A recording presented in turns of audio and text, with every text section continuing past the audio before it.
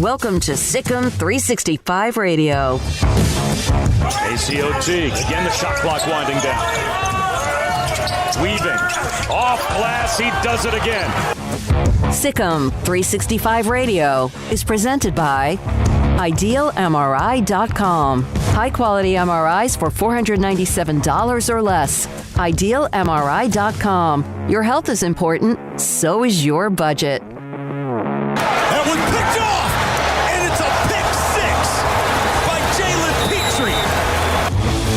The 3 o'clock hour is sponsored by Waco Custom Marketplace. Meats, sweets, Texas treats, and a cut above the rest. 425 Lake Air Drive, Waco. Wow. Shua showing a little outside shot. Goodness, Big Jonathan nailing some shots, too. Now, here's David Smoak, Paul Catalina, and Craig Smoak. All right, here we go. SicEm365 Radio on this damp afternoon. Jack McKenzie becoming our plumber for the SicEm365. It's nice to have the blinds open because of the lack of sun, because it's nice just to see outside of the studio. Paul Catalina is on set. Craig Smoak will join us today. He'll be on. He'll be ready to go. Is this on Skype or Zoom? Skype. Skype. Craig Smoak appears. In the world of technology, he joins us today on Skype as well. He's been out since last Thursday, just kind of chilling. And so he is here as well. So I thought this was interesting. And Nikki Collin, I think you're going to see Baylor slowly but surely release decisions on coaching staff and even roster.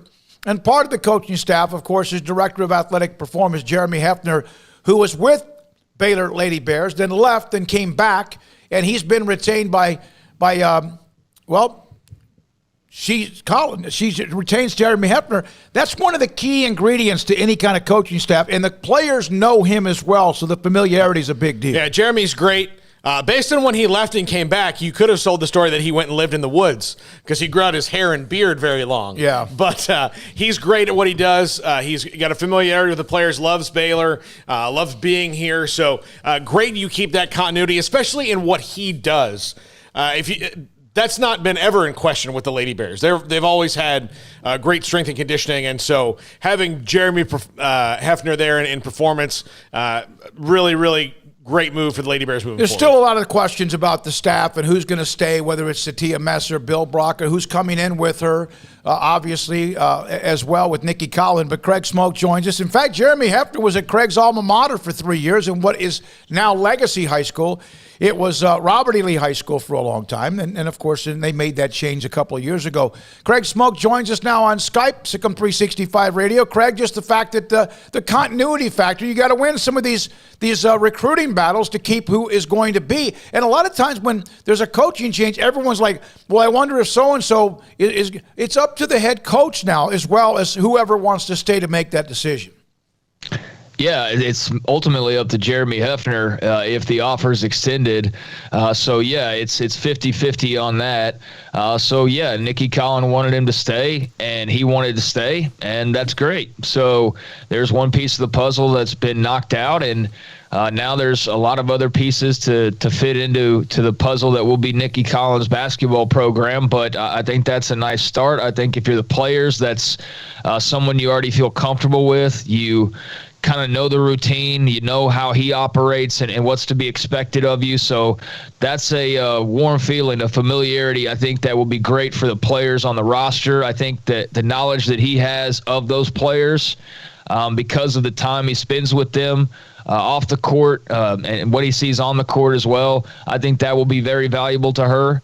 So, yeah, I like the move. I like that he's going to stick around, and I think this will be a good, payoff for Nikki Collin moving forward. Moon Erston has entered the transfer portal. That is not really breaking news, but it is officially now, and said she's wide open. I've always thought that she would end up at LSU. I made a comment about she wants to be, and she does. She wants to go to nursing school, and Baylor doesn't really have a nursing school.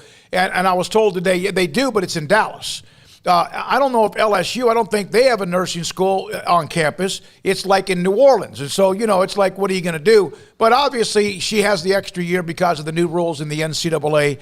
And I just thought Moon Erston would go to LSU. Mm-hmm. I just thought that was a given. But good luck to her. She's unbelievable. She's been great. Overshadowed for a long, long time. And then last year was a key ingredient, as she was a couple years ago when they won the national championship as well. Well, 3 years ago, there was a game they played somewhere, maybe in Austin, where she had a huge game in a critical moment at Texas or wherever it was. But whatever she decides to do, good luck with her. And I really thought she was basically gone. So, but I don't think it'll be a surprise if she ends up at LSU. No, I don't think so either. But, and good luck to Moon. Moon was always great when we had her on the show, and, hope to have her, after her career at LSU's over. Absolutely. I did see this story that Stanford, who won the national title, Anna Wilson, who's Russell Wilson's sister, along with Alyssa Jerome, both are coming back for the defending champions.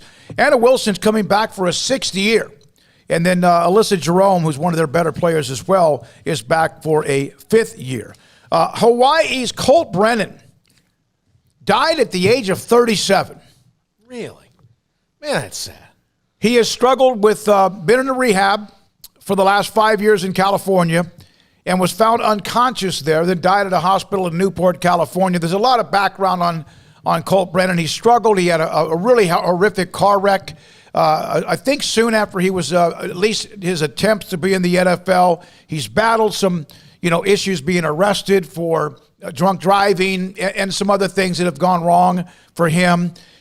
This is a horrible story for any time, but at 37 years old, it sounds like that he's really struggled with life, and so they just found him unconscious inside the facility, and then they rushed him to a hospital. He was pronounced dead. He was a guy that put Hawaii on the map. Hawaii has always been a dangerous football team. On occasion, they'll knock somebody off, but he had him. Is he the one who was a quarterback when they played? Yeah. In the Sugar Bowl? Yeah, it was Colt Brennan. Wasn't it? Yeah, that's what I thought. So, well, I mean, yeah, he's 37 years old, so he's been out of the game for a while, and you're thinking of a time that everybody's thinking of, and that was like 15 years ago.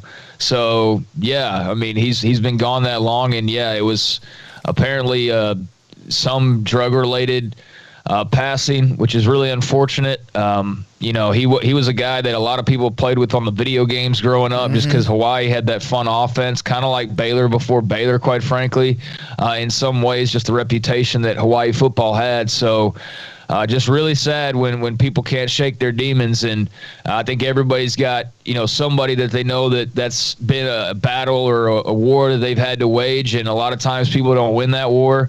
In this case, Colt Brennan did not. We saw, even though we've never, I don't believe, I've been busy all weekend, I don't think we ever saw the results from Sam Ehlinger's, brother last week in his passing. But yeah, man, it's a hard time, in general, but especially during, the pandemic with all that people have gone through. So just really sad stuff there that a young man had to pass away so young. Yeah, I agree. No question about it. I saw this again last night. Russell Westbrook broke the record for most triple doubles in a career. And then I saw people kind of debating about whether or not he's a selfish player and do his teams win. He had teams at Oklahoma City, of course, at one point, Durant, Westbrook, and Harden, they were good. And, his record, okay, he's at 182 triple-doubles. Yes. How many of those 182 games did his team that he played for win? Probably not as many as you would think. What's that answer? I mean, I don't know. Like, it just, you would think it'd be a high number of 182. Less than the triple digits. No. 136 and 46. Okay. So there's this knock on him that he's selfish, that his teams don't win. But again, at Oklahoma City, they were very competitive, if not better than that. And I don't know about. I really haven't followed him much. He was in Houston, was he not? And a couple other places. Yeah, but he doesn't. He hasn't won in the He's got the same things. He hasn't won in the playoffs. You could make a solid argument, Craig. I think that even though he was getting triple doubles, he was way more focused on off the court than on the court. And while I don't think he's James Harden level selfish, there's that's also like saying I don't think he's Nadia Comaneci level gymnast. There's not many people up there, and that's selfish when it comes to James Harden. But I do think that he's just not a guy who's won in the playoffs. He's come close a couple times, but he and Durant didn't win together a title, and Durant went other places and won, or at least to Golden State and won. And Russ is probably never going to get one. Yeah. I don't know, Craig. What do you think? I mean, he's a Hall of Fame player. He seems to be someone who has that stigma of being selfish. Just because he puts up a lot of stats doesn't mean he's selfish, but his teams haven't won. Your thoughts about Russell Westbrook overall? Well, I mean, he's a little bit selfish. I mean, to have the triple-double mark as often as you do, I don't think that you're just such a great rebounder as a guard that, or just, all the things that go into that. I don't think that he's an entirely selfish player. I think he's got to be a little bit selfish to put up the numbers that he does. So there's an element to that. But I think that this general stigma that he's selfish and not a winner or whatever, I think that's just complete garbage. I think the dude is a winner. I think he's a good teammate. He's bumped heads with people, but I mean, he got mad at James Harden because James Harden was a big crybaby diva in Houston. That's why Russell Westbrook wasn't happy in Houston. It was James Harden that he didn't get along. I mean, is Kevin Durant and James Harden not one of the just most combustible combos you can think of? And he and those two got to the finals with a very young Oklahoma City team and were damn near going to win a title. I mean, they got close to it. They were at least knocking on the door and had a chance for it. So, I mean, his career's involved him bouncing around a little bit. Washington isn't the sexiest destination, so maybe he doesn't have as many eyeballs on him as he used to, but he's still somebody that draws a lot, and he's still somebody that a lot of NBA fans love to watch, and I love to watch him too to a certain extent. I do think that like you said, he can be a little bit selfish, but I think the dude's a winner. I think that he gets a bad rap sometimes, but certainly a Hall of Famer, and selfish or not, to break Oscar Robertson's record is pretty ridiculous when you consider how many years Russell Westbrook still has left in this league, because he's by no means anywhere near done. So he's not only broken Oscar Robertson's record, he's going to absolutely smash it. Whether he's got a ring on his finger afterwards, well, I don't know if that's in the cards for him anymore. All right, when we come back, former Baylor multi-sport star, Ish Wainwright, right? He wasn't a star in football, but he gave that a go as well. And he's been playing he's playing for a team in France.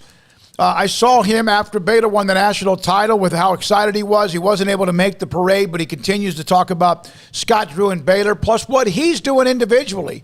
Ish Wainwright, former Baylor, and now part of the European Basketball League. He's playing for a team in France. Next on SicEm365 Radio. Y'all listen up. Let me tell you something about group meals from Rudy's Barbecue. It's got all you need for all the folks you gotta feed. Smoked meat, sides, and more. There's everything down to the tablecloth, just like the one that you see at the store. At a bridal shower, it's better than flowers. And a long distance meeting, it'll pass the hours. It'll feed all the cousins at a family function. It's better than potluck at a church luncheon. Next time you need to feed 10 or more, call and order a Rudy's group meal. Next in line. Allen Samuels is holding the Ram Spotlight Sales Event on the new 2021 Ram Lone Star Crew Cab trucks at Allen Samuels. The three-peat Motor Trend Truck of the Year is built to serve. Right now, get total values up to $6,750 for 0% for 72 months. Great opportunities during the Ram Spotlight Sales Event at Allen Samuels, located at 201 West Loop 340 in Waco. Come and see the Ram Lone Star Crew Cab. The Ram Spotlight Sales Event won't last long. Visit Allen Samuels today or online at AllenSamuelsDCJ.com. Come by, let's be friends. Boots add protection. Good boots help you climb better and move forward faster. And when your son or daughter steps into the boots of a U.S. Army officer, they also learn how to lead. In these boots, they'll gain more confidence with expert training in one of more than 150 occupational specialties. In these boots, they'll stand a little taller and lead a team with diverse backgrounds and areas of expertise to successfully accomplish whatever challenge comes next. In these boots, they'll earn respect with valuable experience from day one that will give them solid footing for success into the future. Highly qualified candidates who earn a spot on our team can receive comprehensive health care coverage, college tuition assistance, and a bonus of up to $40,000. See all the things your son or daughter can achieve in our boots at GoArmy.com. U.S. Army Waco Recruiting Company, 254-598-8131 or 254-776-1543.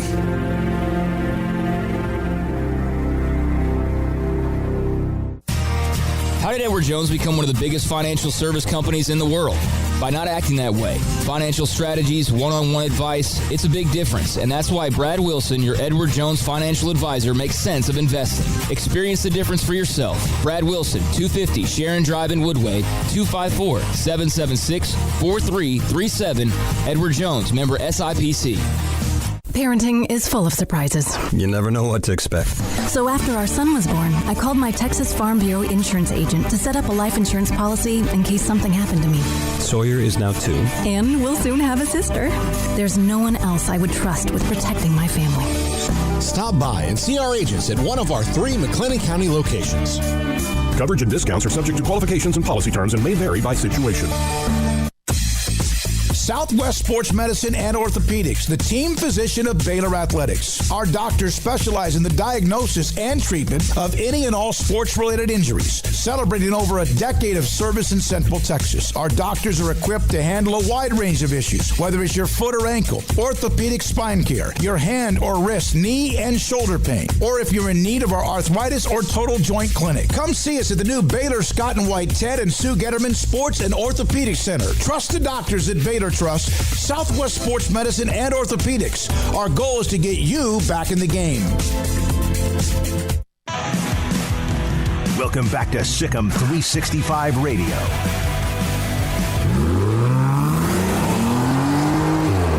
This segment on Baylor Athletics on SicEm365 Radio is brought to you by Richard Carr Buick GMC Cadillac, located at the Imperial Drive exit off Loop 340 in Waco. Proud supporters of all Baylor Athletics.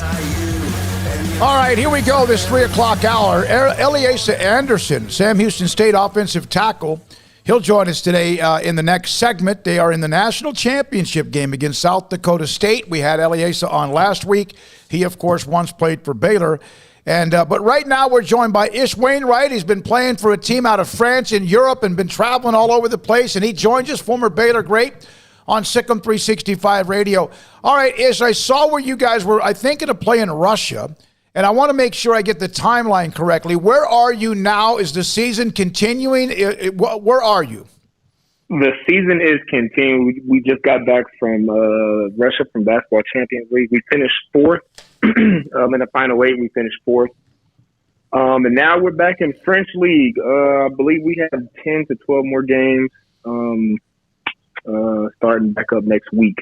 We have to quarantine for a couple of days just because we came from Russia. So getting back to practice again Thursday. Like I said, we got, I think, 10 to 12 more games. I'm not sure if we're going to start playoffs right after those games, but yeah, we have a lot more games compared to a lot of other countries. Ish, what's it like going all over the place and playing basketball? I mean, it's not like, the Big 12, you wind up in Kansas and Iowa and West Virginia and stuff like that. I mean, you're going to Russia, you're going to France and Spain and all this. What's that been like? It's been fun, to be honest. We actually took a private jet to go to Russia. The team, the president paid for a private jet. But I mean, it's fun. I mean, to travel the country, travel the world, go to different countries. Me personally, I like getting stamps on my passport. I mean, that proves that I like to travel a lot. But it's fun, different sites. I mean, the world is a little shut down over here, but I mean, just being able to travel to Russia, to Spain, to to Germany to, different places like that, seeing different sites. It's amazing, man. Ish, you didn't necessarily have to continue the basketball journey, but a while ago you decided to. Your thoughts on making that decision to keep going forward with basketball and just what it's brought to you in the time since. Oh man, I tell people nowadays, I feel like I took basketball for granted. Some people say you should never take the game that you love for granted. I took it for granted. I was away from it for a year, but I'm a year behind. That's what I tell myself also. I'm a year behind. But it's taken me to higher heights. I mean, I went from second division Germany to now I'm playing in by far one of the best. I'm in France first division. Last year I was in Germany first division playing Basketball Champions League, which is probably right underneath Euro League right now. And then that was last year. Also this year, playing in France first division, playing against guys that's been in there over here for 13 years, guys that you hear of in college. It's taken me just the steps that I've taken is unbelievable in my eyes, and I just continue to just keep playing good. I'm gonna try to keep playing good and just see where it could take me next year. So where were you, and what? Let's see. If the men played Gonzaga April 5th at 9:00, to me that means it's about 2 or 3 o'clock in the morning where you are. Did you stay up to watch the game, or is that just a dumb question? Oh no, that's a dumb question. I stayed up. I could not go to sleep. I stayed up, and I was jumping around in the room. I'm surprised my neighbors didn't call the cops or anything, but man, I was excited. Man, I could not. I woke up the next morning. I don't think I went to sleep. I probably went to sleep for about an hour and a half and woke up for practice. And still had a good practice, but everybody knew I was going to stay up and watch that game. It wasn't nothing that you could really tell me. I was going to stay up no matter what to watch that game. Ish, your team was the first team that got to number 1.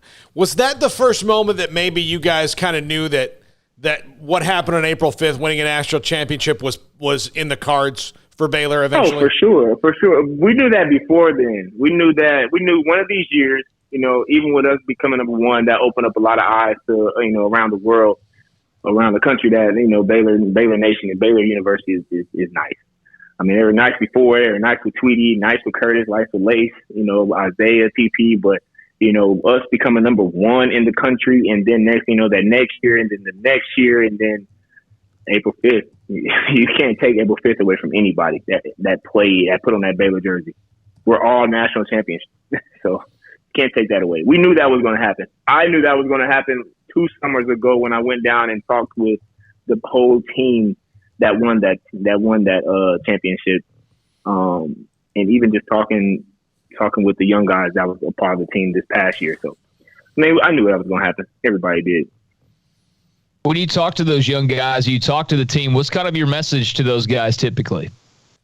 Take every day and learn from it every day. Don't take advantage of it every single day. I actually just talked to Jordan about that. Jordan Turner, just talked to him about that. Take every day and take advantage of it, because you're in college. Everything is. You have everything there. Coach Drew has made it to the point where it's 24-hour facility is open, 24 hours. You can go in there by yourself and get your shots up. You can go in there, and Charlie is probably the best strength and conditioning coach in the country. So you have the best strength and conditioning coach, the best facilities.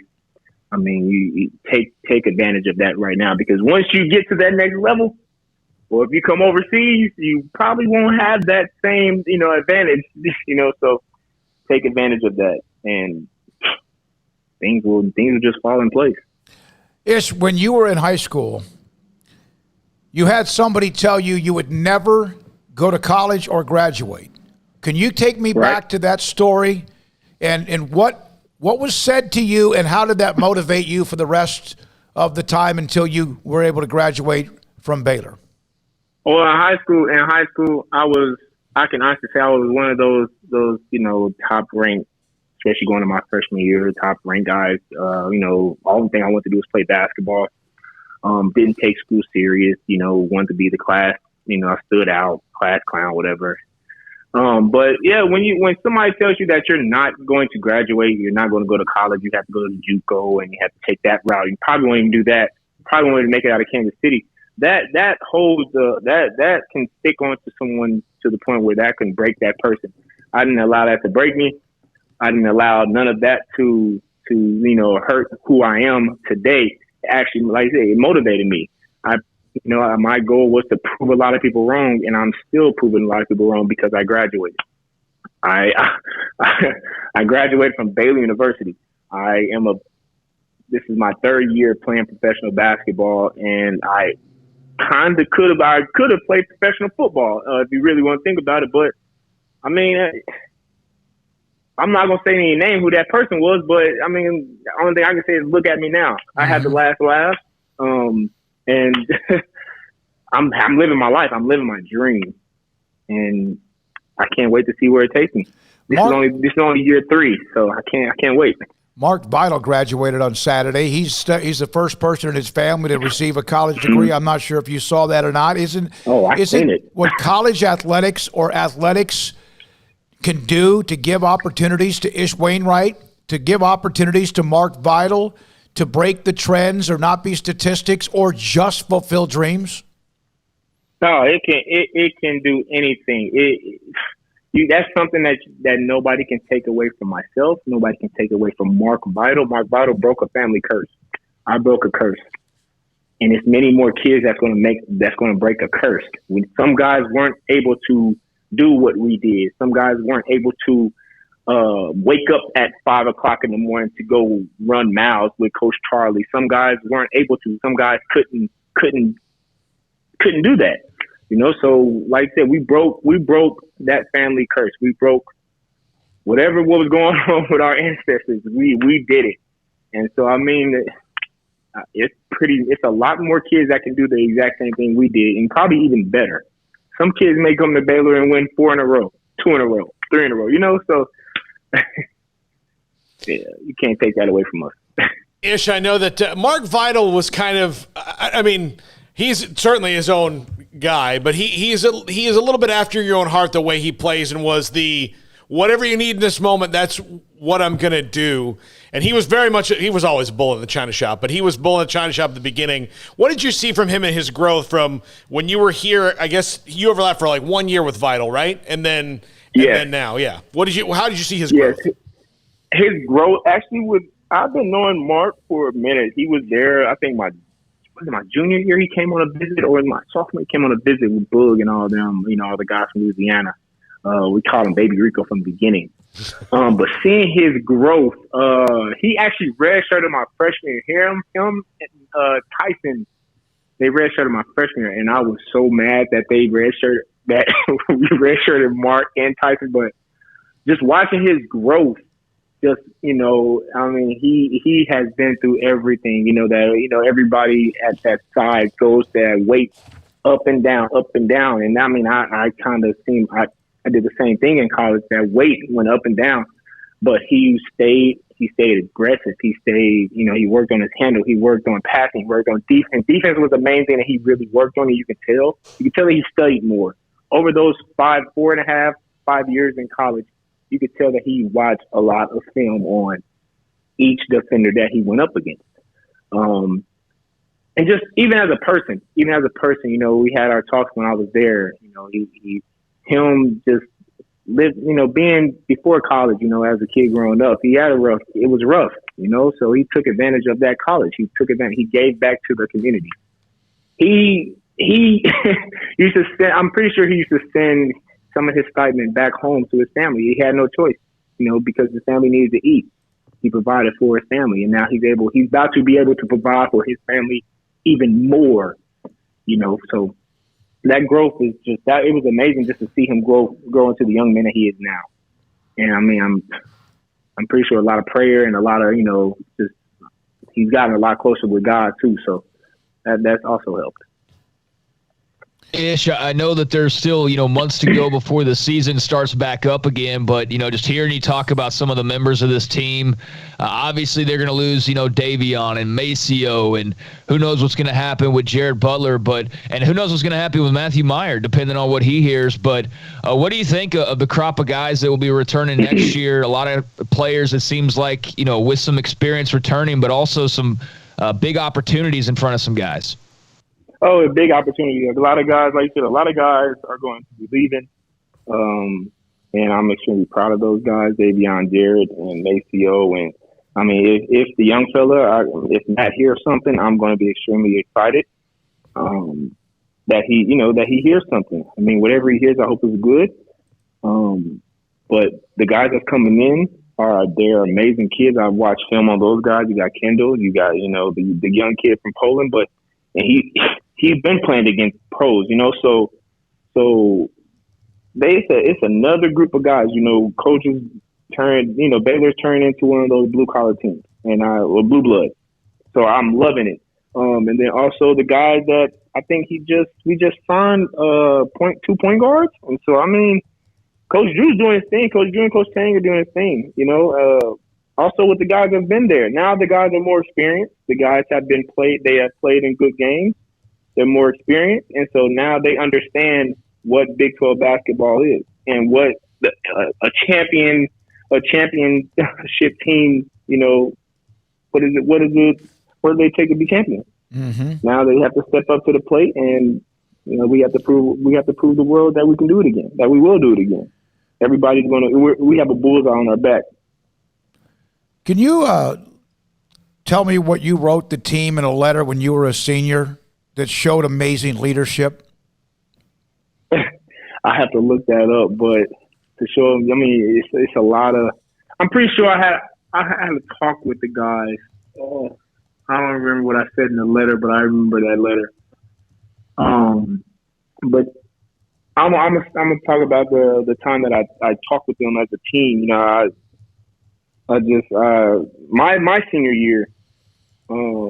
I just thank the team. Like, I really thank every last one of those guys of what they brought to that year. And then I carried it over to the next year when I was playing football. I still consider myself as a senior or as a leader to that team because those guys that were still playing was a part of my team. And it happened, and I guess that carried over every single year. But, I mean, I talked with the guys. I let them know, like, it's going to be tough sometimes. There's going to be times where you're going to be like, I can't do this. You're going to wake up and be like, oh, man, I got class and I got workouts. I got tutoring. It's going to be times, but you have to look. Not if it was hard, if it was easy, everyone would be doing it. Everyone would be doing it. Yeah, Coach Drew told me he's one of the and this is a team that we just saw win the national title that was incredibly unselfish. But Ish Wainwright was one of the best leaders, most selfless players we've ever had. Whatever it took for the team, no matter what we needed him to do, he would do it and was extremely coachable. Was that always the case with you? It was. I mean, it was sometimes I'll be upset, but I didn't let that get to me because who else is going to do it? I mean, who else is going to do those little things? Who else is going to take a charge? Who else is going to dive over a table and for a loose ball to get an extra possession? Who else is going to, I took that role and, I mean, I wanted to learn every day. I wanted to learn. Coach Drew said, do this, I will do that. That's my job. That was his job to tell me what I need to do on the court, and I took it. But then I also looked at it as I got older. You have a coaching staff that is relying on a bunch of 17 to 21-year-olds, to feed their families. So I looked at it at that perspective my senior year, especially my senior year when I had my daughter. I have to rely on a bunch of guys, to help me feed my family. So then I'm like, okay, so Coach Drew, they have a tough job, because it's a lot of egos, it's a lot of attitudes, it's a lot of different mentalities, personalities, everything. So now you have to, I took that and I was like, okay, well, I'm going to do this because if I do this, we're going to win. If I don't do this, then there's possibility we can lose. And if we lose, nobody likes losing. I'm going to do whatever it takes to win. And that's just been my mindset for years. And it's still my mindset to this day. No matter what, if I need to be a water boy for a game, I'll be a water boy for a game. That's gonna help us win.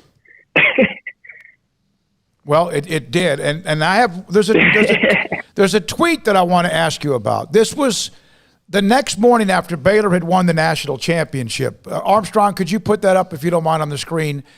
The tweet is, "We finally got one at Kim Mulkey with the bulging eyes with the stars, the red." What was? I mean, the women have 3. So what was that? They have 3.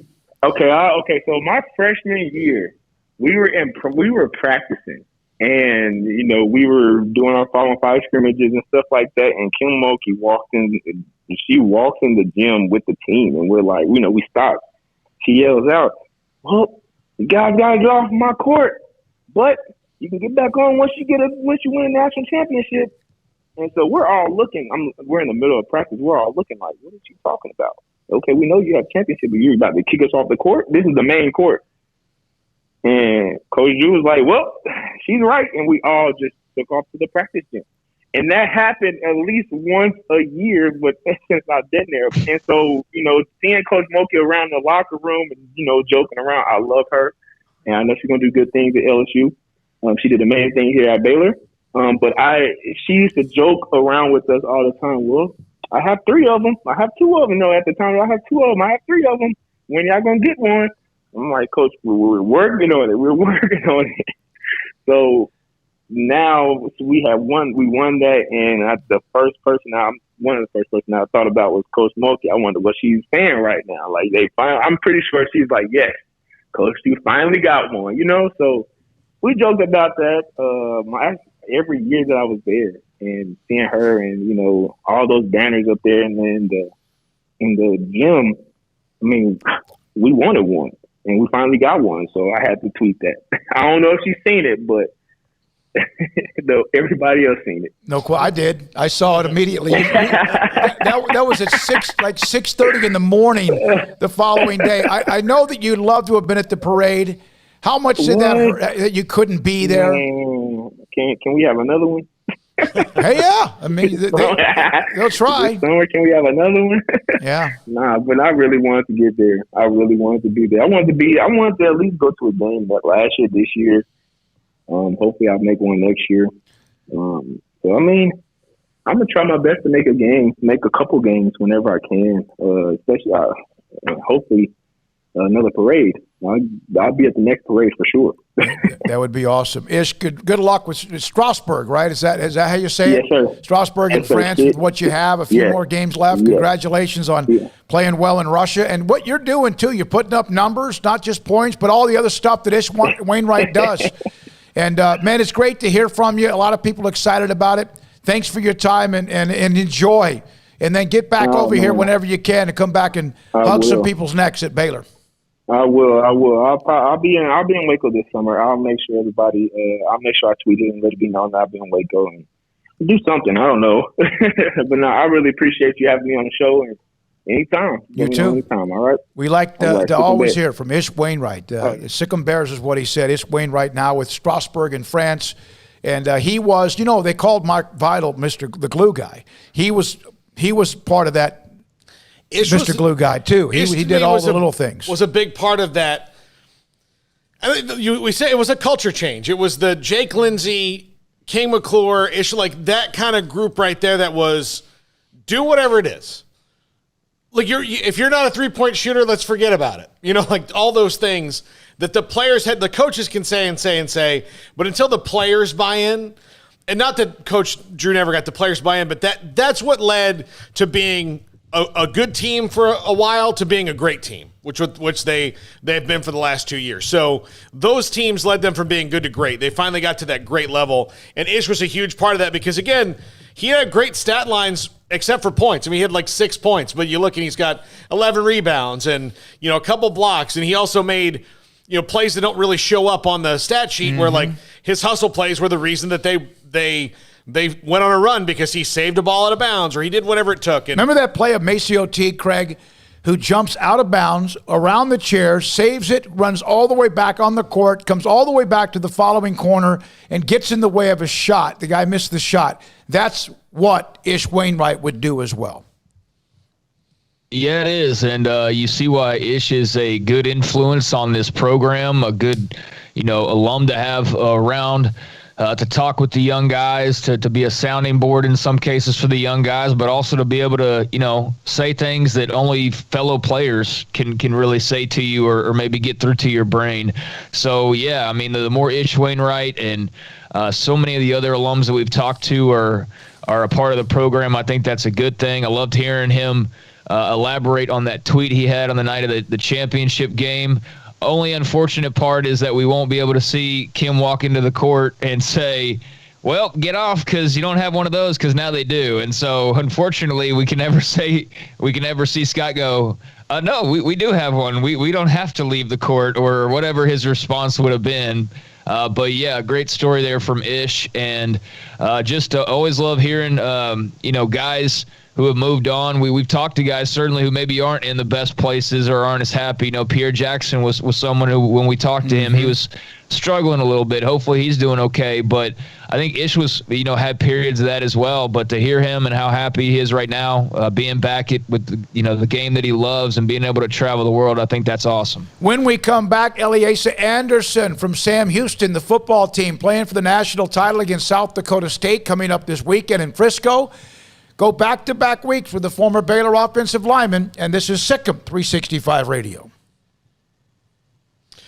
If you're looking for a new home or trying to sell the one you're in, you need to contact my good buddy Lance Donaldson of the Donaldson family team, brokered by eXp Realty. Just give him a call, 254-214-3713. Look, Lance describes himself as a unique or local realtor with a unique perspective. He's a unique guy for sure. That's what I would definitely tell you about Lance. He is unique, 100% unique. He has his own way of looking at things, and it's great. He's going to get to know you probably more than most realtors would care to know you, and he's going to find out those things that really make your dream home, and he's going to help find you that dream home. So look him up online, lancedonaldson.exprealty.com. Just Google Lance Donaldson eXp Realty. You can check out all his listings, or give him a call, 254-214-3713.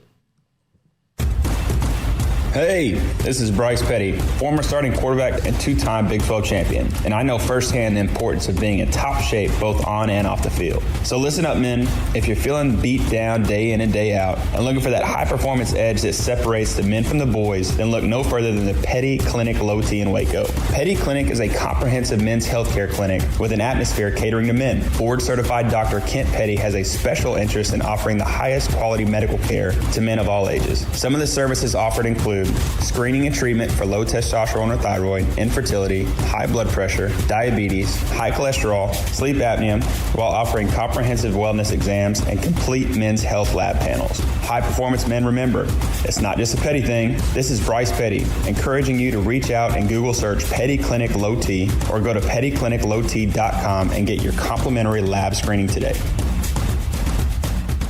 From the first workout to the last practice, sports is an incredible and rewarding challenge. Hi, this is Dan Ingham with the First National Bank of Central Texas, and we're proud to support each athlete, every parent, and our educators. From families, small businesses, to the biggest industry, we're here to help. With remarkable products like our free First mobile app, we've got banking ideas that fuel big dreams. That's the First National Bank of Central Texas. Familiar faces making local decisions. Member FDIC, Equal Housing Lender. At Ideal MRI, we feel blessed to be a part of the Waco community. We're a small family business right here in Central Texas, and our goal is to bring down the cost of healthcare while maintaining high quality. At times like this, the cost of healthcare has never been more important, and unfortunately, significant illnesses and injuries still occur. That's why Ideal MRI is open and here to serve you through the difficult time. We offer premium MRIs just like a hospital with state-of-the-art technology and specialists, but you'll pay less. Sometimes thousands of dollars less, whether you're using insurance or not. At Ideal MRI, we accept most insurance and there are no hidden costs. Even offering financing if that's needed, everything included in the price, and you'll not get something as a surprise in the mail later on. If you need an MRI, ask your doctor about Ideal MRI. They'll know. You can schedule an appointment safely from home online in minutes at idealmri.com or give us a call, 833-IDEAL-MRI, idealmri.com.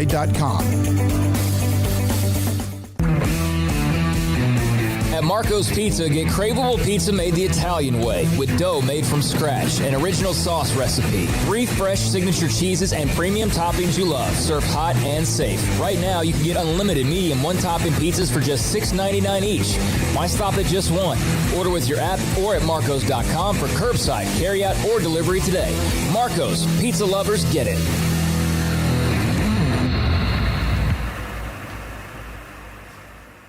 For qualified buyer with 4,000 down at 2.9% TTNL extra. See deal for details. Travel is back, and so are the savings at the Memorial Day Savings Event at Richard Carr. Hit the road in a 2016 Buick Encore for only $152 a month, a 2016 GMC Sierra for only $318 a month, a 2018 Mercedes GLA for $334 a month, or a 2015 GMC Terrain for only $135 a month. 100% credit approval is always our goal. It's the Memorial Day Savings Event going on now at Richard Carr. At Richard Carr, we give you more.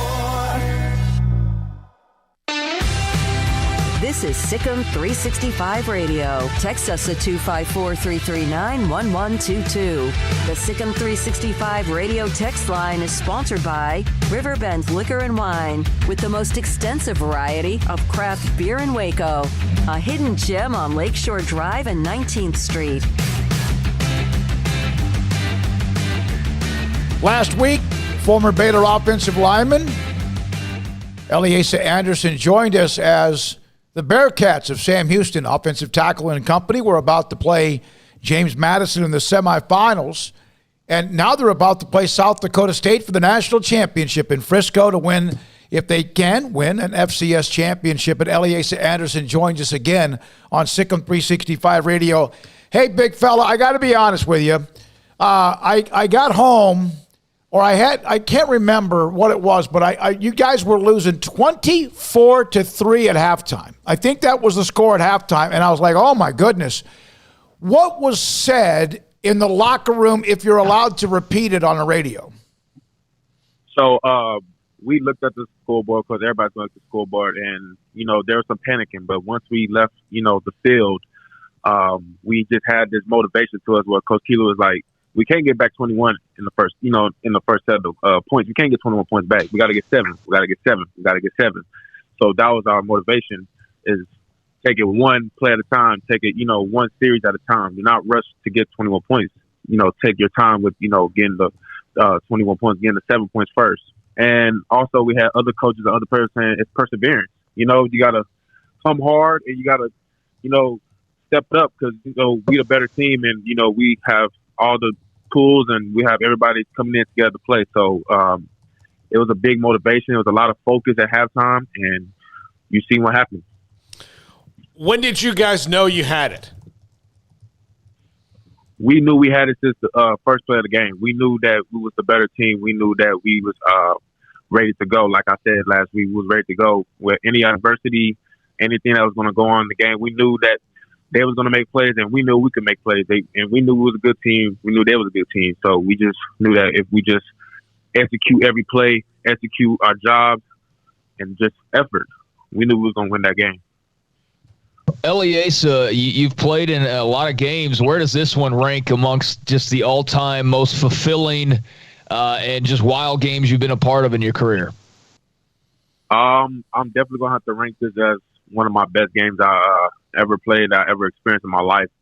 Just because, getting the opportunity to play in the third round before the national championship and actually winning it is a surreal experience. I played many places and many games, all the places I've been at, but this definitely is the number one game ranked. But definitely the national championship is going to be my top. So we're going to see how this one goes.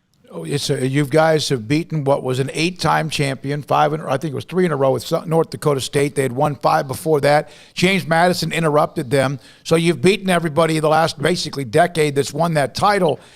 So you're down 24-3 and you still felt comfortable, or you guys said, okay, let's not panic. You had a punt return for a touchdown. They had an interception after you had taken the lead. There was a fumble on a kickoff return. What was that like as a player in that moment? Was it like a blur at that time? I'm going to say this, because one of our players had got hurt. And by God's grace, we thank God that he's doing good. We thank God that he's walking, because it was a scary moment when he got hit and he couldn't move. it just shocked us. But we knew that we had to give God the glory and tell God that we just need him to be okay, just make sure that he's, able to walk on his own feet. So I just felt like God's grace and God's power was all there for us with the last 2 minutes of the third quarter. And when you seen it, you can just see play by play was just given to us. And that's God, that wasn't no luck. That was God, that was effort, and that was Sam Houston State. What have you seen so far from South Dakota State? So far, I've seen they got they're a balanced team just like us. They have a good offense and they have a good defense. It's going to be a great matchup. So far, I've been seeing the D-line. They had 7 sacks, I think, last week against Delaware. So we know that we're not coming in with just a regular team, a regular Mickey Mouse team. We know we're coming to a team that's, dedicated and hard work just like us. They've been in the Final Four many, many times and haven't went to the national championship, and they get the opportunity to go. And we're about the same. We went to the Final Four many times and got knocked out by North Dakota State, but we got the opportunity to be here, and we're excited to play. Elias, you mentioned Coach Keeler. We've talked to him before. Seems like a great dude. But, playing for him and also, Coach Rogers, your O-line coach, your O-coordinator, Coach Carty. What has it been like being with those guys and developing a relationship with them? What kind of an impact have they had on you the last couple of years? It's been a big impact on my life. When I decided to come here, I just felt like it was a family experience coming here. I wasn't really all into big schools. I was more, finding a great place home to play football. And this place was the perfect fit, since, we lost our offensive line coach 2 weeks before the season. Coach Rogers stepped in big time and helped us, develop as good O-linemen. It was hard to, adjust to him. But as soon as we started playing football more and more during the season and into the playoffs, got a bigger relationship with him, got closer with him and Keeler and Coach Carty. They all supported me when I came here.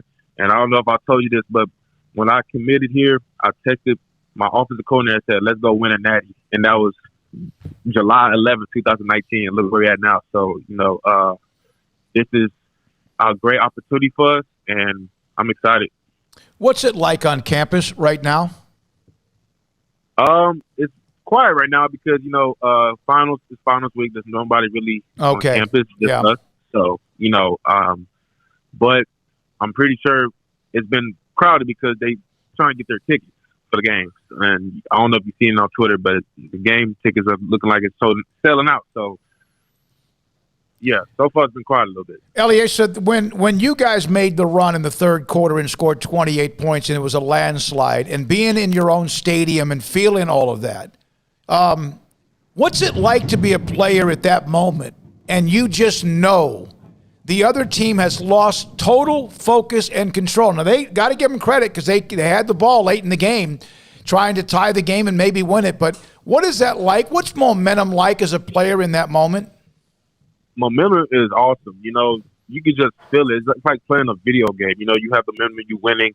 You just, I'm winning. And then you lose that confidence. You lose that motivation. And, that's when the momentum goes to the other team. And we felt the momentum. You could just see me shouting and jumping, telling everybody, we're not done yet. We still got to go. I kept telling that to our players, like, we're not done. Everybody was saying to each other, we're not done. Every time we score, we're not done. We got to keep playing football.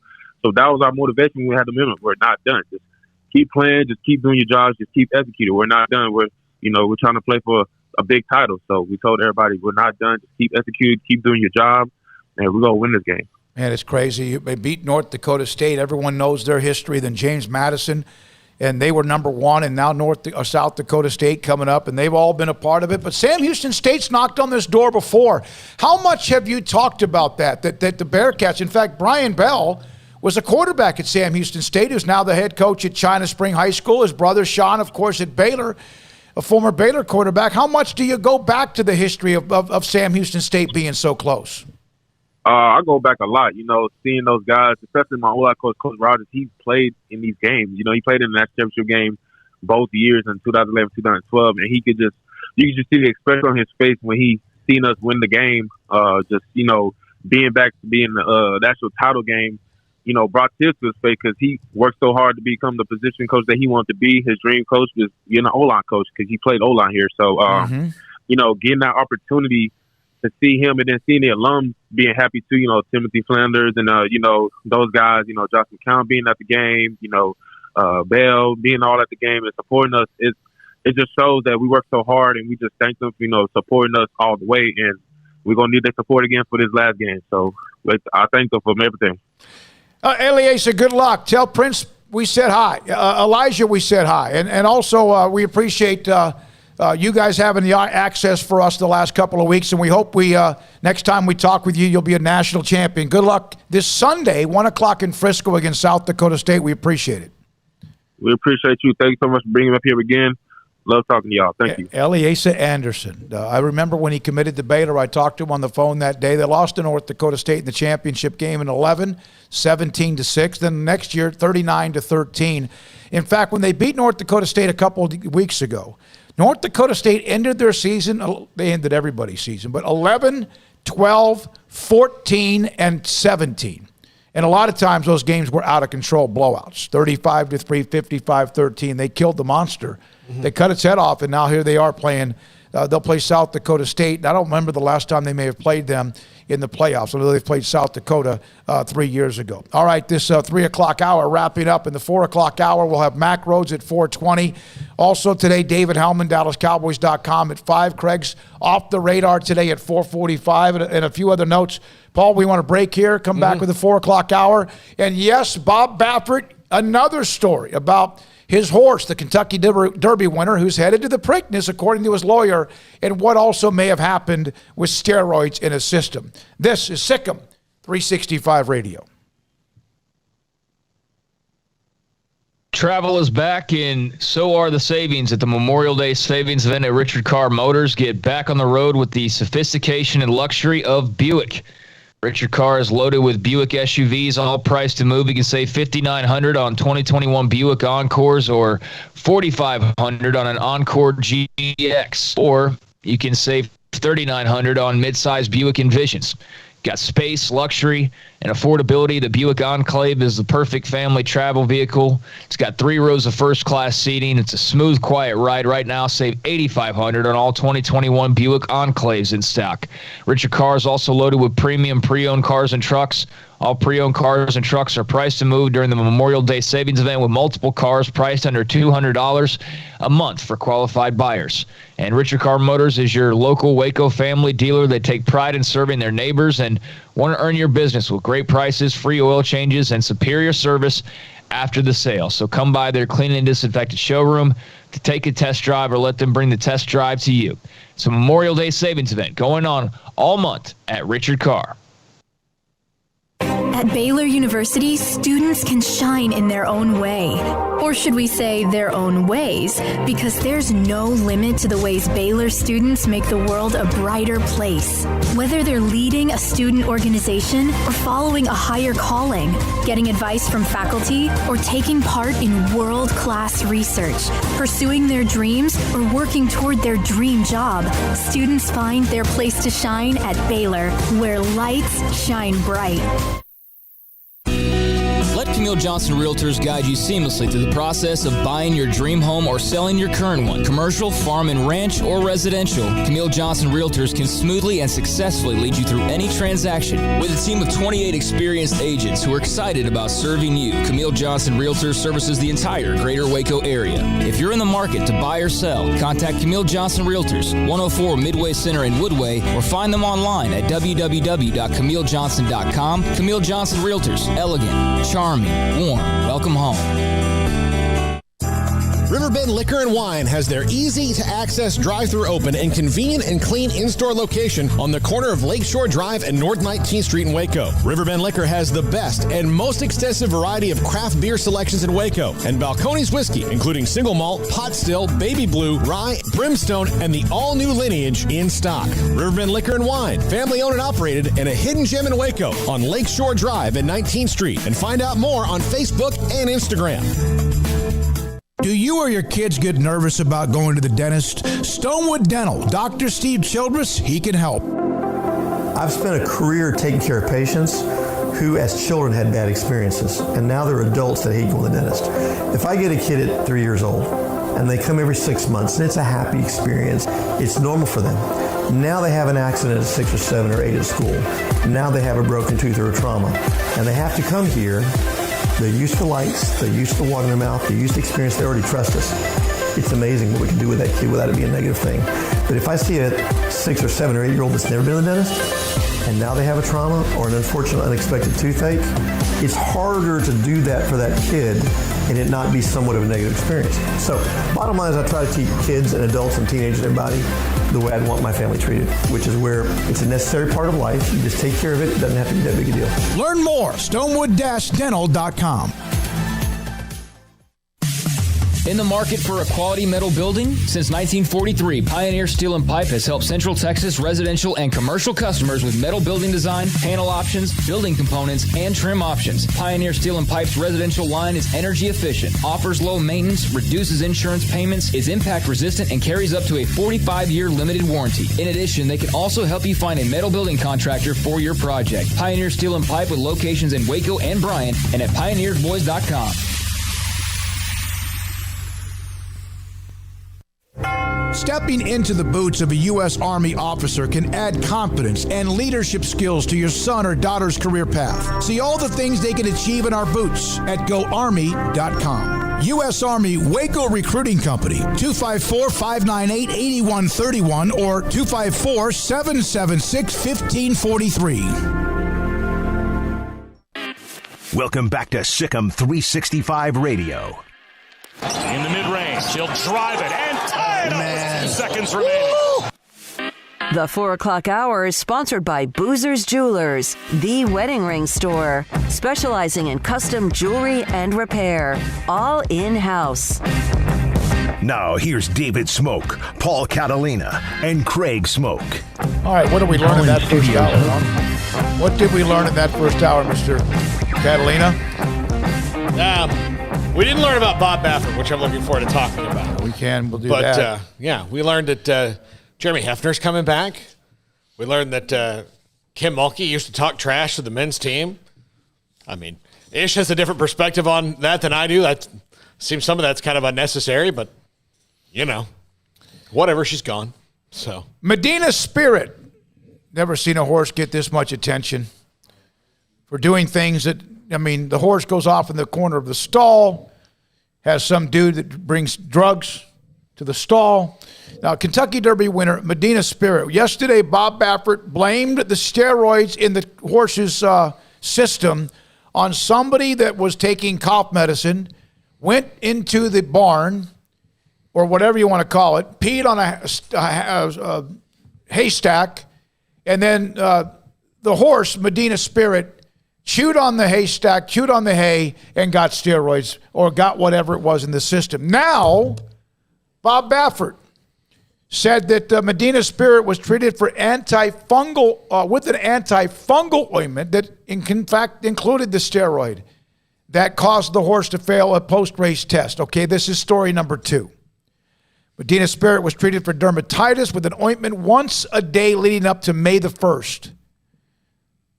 Now, Paul, is he just throwing dirt against the wall, hoping mud sticks, or what? Yeah, who knows? And he's made an agreement that Medina Spirit and his other horse can run in the Preakness. So, he and his lawyer have finagled the system somehow. So how did they finagle? What do you mean? They made it just, pending blood test. Like he has to agree to blood tests and all these other things for Medina Spirit. So, it's not like he's going to do that again, knowing there's a blood test, but I don't know how long that remains in the system. Craig, your thoughts? I don't know if you watched the Derby back on May the 1st. It's been a couple of weeks or so, but your thoughts? Yesterday, Bob Baffert blamed it on some guy peeing on a haystack, and today it's a different story. Well, I don't really believe him. I don't care enough to wage a campaign against Bob Baffert or demand that the horse be stripped of the Kentucky Derby title. I'll let the weirdos out there do that. But I do, find it funny that his story's changed. And I always just, find it curious when these really just random, ridiculous things seem to happen that lead to cheating. It'd be, a lot more believable if there wasn't, already 2 different stories, or if it just didn't sound like such a bizarre kind of an explanation to begin with. You know what? Maybe that's what happened. It sounds highly unlikely. I don't even know if that's possible for it to happen that way. I'm sure somebody will look into that.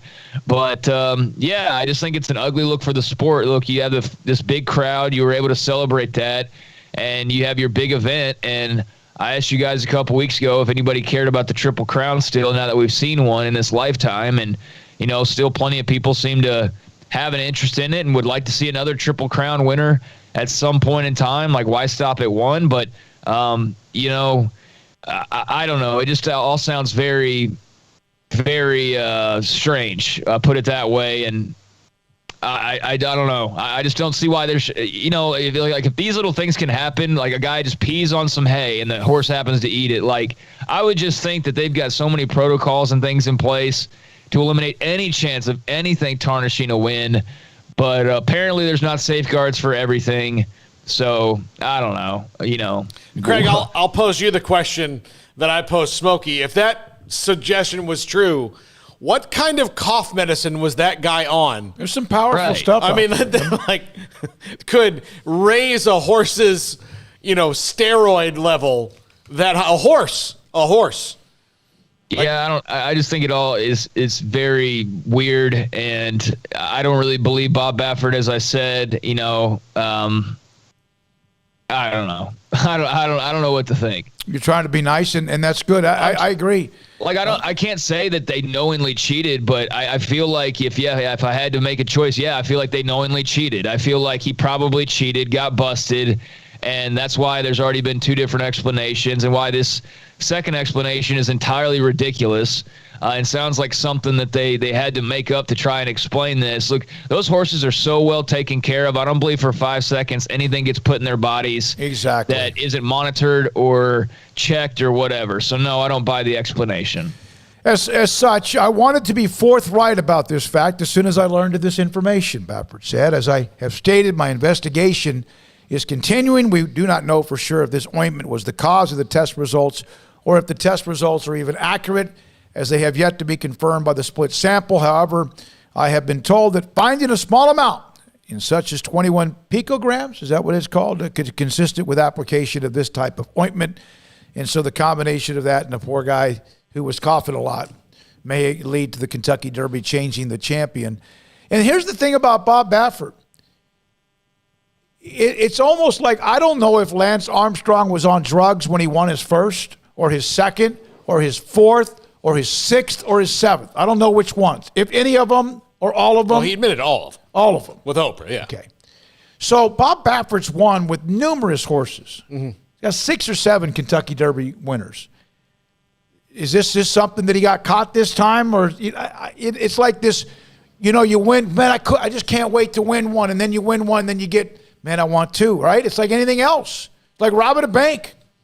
Well, I mean, look at the baseball players and home runs. Yes. Absolutely. You start doing 50 it. 50 was great, then maybe 60, 73. And then you do it, and baseball doesn't say anything. Like, not only do the ownership and the management and the commissioner not say a word, they're thrilled about everything that's going on. The ratings are great. Everybody's happy. So then why you were, So Baffert's not going to make it to the Preakness, right? It's in Baltimore. Is that right? Yeah. But the horse will be there. Mm-hmm. 7th victory in what is the premier race in the Kentucky Derby. 7 times. So I don't know. And they're going to do some other split blood test. I don't know what that means either. I don't know. Do they take the sample they used that tested positive and they do it again? Or do they go find, because if they were to go get more blood from the horse, Medina Spirit, it's been 8 to 10 days. Yeah, I think they have the first sample and they have another one. They retest it or whatever they do. So I'm hoping this is all not true, but it sounds like that it's fishy. Here's from the 254. Baffert's excuses might mean something if he had not already had other run-ins with race authorities about other horses. It's true. It's a very good point. It's a very good point. We're going to have Mack Rhoades at 4:20, and God, like I'm sitting there. There's a lot of things that get questions for him, but it's been such a whirlwind with the women changes and then the men before that. It's like I wonder if his week's pretty normal. I know there's still that NCAA thing eventually, whatever's going. I wonder if his week was normal. Or what is normal for Mack Rhoades? I don't know. I told him on the phone, I said, I want 1 week where I call you and say, how's this week been? He's like, boring. Yeah. I would love it. I think that would be great. But I think when you're involved in the NCAA, and of course, I think we heard some of this frustration last year when I remember asking him, you've got all this time during COVID to, you're not doing games, you're trying to figure out the season, but you also have this time to figure out what are the problems that you can fix. Because you're not overseeing tournaments, you're not doing that. Most of the major conferences weren't even trying to plan for, or half the major conferences weren't even trying to plan for a football season and try to push everything back anyway for a couple months. So why not get on a couple conference calls and say, name, image, likeness, sports betting, legalized marijuana, like all these things are going to be out of our control. The transfer portal, all this stuff. Let's sit down and have a big talk about it. And he said, if we don't, then shame on us. And really what I think that meant is like, yeah, there's some of us that want to sit down and talk about it. And then you reach out to these other member institutions and like, But he said that to you, did he not? I believe it was to you back in May of last year. Yeah. And again, and I'm always interested in what Craig has to say about this, but the NCAA, they're not going to move fast. We had Nicole Auerbach on yesterday, Craig, and I asked her, I said, why does the NCAA have to have an actual flood before they look in the barn to see if there's sandbags? Like, they have to wait for the flood. Why not just have your sandbags? Well, what was the response to that? She goes, that's a good point. I mean, that's what she goes, they certainly have time, and of course with, the name, image, and likeness with, laws going into effect on July 1st, they certainly have time to, sit down and do it. But I have no faith in them that, July 1st, Florida, Alabama, Georgia, California all go into effect. And on August 1st, is the NCAA going to have this is what we're going to do, or they're just going to have to treat it like marijuana where there's nothing they can really do about it because they have no real legal jurisdiction over anything? Yeah, I don't know. I think everybody's asking the same questions. I would just like to know what do they do on a daily basis? Because I feel like you can look at pretty much any other company, including this one, and you can see production and you can see things being done and things moving forward and things changing when they need to change. And there's momentum there. I don't know what the NCAA does. Do they have 9 to 5 daily jobs? Do they work from home, or do they just get together randomly every few months to make a decision on something or announce that they need more time to look into it? I mean, as long as we've been talking about these subjects, I really would just love to see how many people are on staff over there and what do they do? What do they do every day? Because they're not working on the Baylor case, clearly. And if they are, they're just taking their sweet time with that. I don't know. Maybe they're short-staffed. Maybe who knows? But the NCAA has never really made sense. It makes the least amount of sense it's ever made. It has no direction. I don't care that they just re-signed, Mark Emmert to another contract. No one even knows what he does. No one knows what anything to do with his job is besides just making the occasional announcement. It's certainly not being on the forefront of anything, even when you're given a 2-year heads up on what's going to be at the forefront as it pertains to your direct job. That's not enough of a heads up. So I don't know what they do over there. I really don't. I have no idea what the NCAA does as a functioning body. I only hear their name on occasion, and it's when, they're the big bad wolf that's going to come punish North Carolina or Miami or Baylor or USC or SMU or whoever else they punished over the years. But I don't know why they exist basically at this stage. And I would love for somebody to just explain that to me. They seem really busy, but I don't know what they're busy with because not a lot seems to get done. Well, I mean, what are they? All the punishments they've ever doled out. SMU's death penalty. Remember back when A&M got in trouble because of Greg Hill. Whatever. Alabama has been on probation. Alabama's been on probation. I think pretty much everybody but Texas and Notre Dame has had severe, NCAA penalties in football. Everybody's had them. But what has it done? Has it stopped anybody? Is what happened with the Adidas case, is that going to stop anybody in college basketball? Yeah. I mean, is that going to change I just saw anything? where, what's his name? at LSU. You know what he got yesterday? A couple of days ago? Well, he got a 5-star recruit to commit. Yeah, okay, so is that has anything the NCAA done deterred or changed anything? No, they only can change specific ways that people are cheating. So if you were cheating in this specific way, they can figure out how to close that loophole so specifically you can't do that thing anymore. All you're going to do is do a new thing, right? So they haven't stopped anybody from cheating. They don't, they can't. Here's what bothers me. The wise quote I heard was, be prepared to what you're going to respond to next. And I feel like the NCAA should really take heed to that, being prepared to respond to what you're going to do next, because it seems like they just make decisions and they have no follow-up plan for them whatsoever. And even if they're on the forefront of a decision, most of the time they're backpedaling when other decisions are made. So I don't feel like there's hardly any preparation over there. I think the days of being scared to death of them is coming to a close. I know Baylor in particular has to still be wary because of the microscope on them, but man, as soon as that's over with, it's burn down the NCAA as far as I'm concerned, because I just don't think it's functioning the way that it should be at this stage. I don't believe in its leadership. And again, I don't really even know what it does ultimately on a day-to-day basis, or why we should be so,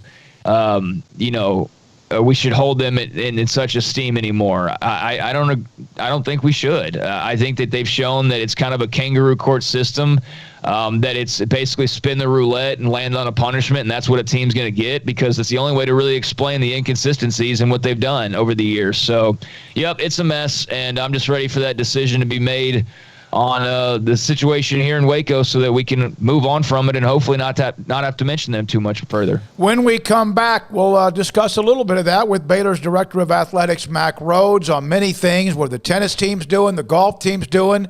Michael Woodson, based on the pressure of this show, right, Paul? And Craig, about Michael Woodson and the tennis interim job now becoming his head coaching job a week ago. I think it was on Wednesday, plus much more, including the first week of Nikki Collin, including Jeremy Hefner remaining on as strength and conditioning coach, and more. This is SicEm365 Radio. The First National Bank of Central Texas, 5 locations right here at home: Waco, Woodway, Hewitt, China Spring, Martin, Hillsboro. Familiar faces making local decisions here to help you, your family, and your business. Whether it's great times or tough times, all of us need a bank we can count on. Great people with great technology dedicated to their customers and helping our area grow. Safe banking in person or use their online and mobile apps, and convenient drive-thrus and ATMs at all locations. They've got first free checking, and when they say free, they mean free. That's no minimum monthly balance, no monthly service charge, unlimited check writing, and unlimited debit card purchases. Believe me, it's great. I've been a member at had an account hold at First National Bank of Central Texas for about a decade now. It maybe even more. It's the best thing I ever did. Banking-wise, they're easy to work with, and they're here. They're at home. They're not some national bank. So when you need help, when you need something, they're going to find a way to help you out and help you make good financial decisions. That's the First National Bank of Central Texas. 5 locations right here at home. Boozers is the wedding ring store and more. If you're ready to get engaged or already married and want to upgrade your wife's ring for a special anniversary, Boozers is the place to go. With the largest selection of premier quality diamond engagement rings and wedding rings in Central Texas. They have 7 cases with over 300 styles of rings from top designers like Natalie Kay. Choose from yellow, white, or rose gold, plus beautiful top quality loose diamonds. With an in-house jeweler, they can also custom make anything you want. Bring in a picture or drawing and let Boozers create your one-of-a-kind pendant or ring. They can even use some of your old gold and diamond jewelry to create something new. At Boozers, you'll find a great selection of quality timepieces, and Boozers is the place for expert watch maintenance and repairs, too. They specialize in expert Rolex watch repair for fine jewelry, watches, custom work, and more. Go to Boozers on Valley Mills and Lake Air Drive in Waco. Boozers, the wedding ring store and more. It takes time time to reach goals. It's a truth that applies to more than sports. It goes for your financial goals as well. You work hard for your money, and you deserve an investment strategy that lines up with your game plan. And Tom Albers, your Edward Jones financial advisor, can help. If your financial investments aren't putting forth the effort you desire, stop by today for a financial review. Tom Albers, 4301 Lakeshore Drive, 254-776-7605. Edward Jones, member SIPC. With so many companies and policies out there, it gets so confusing shopping for insurance, and I never know if I'm getting the policy that's right for me. Luckily, I met the team at the Niche Group Insurance Agency. With the Niche Group, you can go to one company and get access to coverage options from many insurance carriers, and you get to speak to a real person about your specific coverage needs. With the Niche Group, I know I'm getting the right coverage at the right price. If you need insurance, talk to the experts at the Niche Group at 1-800-258-8302. At Ideal MRI, we feel blessed to be part of the Waco community. We're a small family business here in Central Texas. At times like this, the cost of healthcare has never been more important. And unfortunately, significant illnesses and injuries still occur. And that's why Ideal MRI is open and here to serve you through this difficult time. So if you need an MRI, ask your doctor about Ideal MRI. You can schedule online in minutes at idealmri.com or call 833-IDEAL-MRI.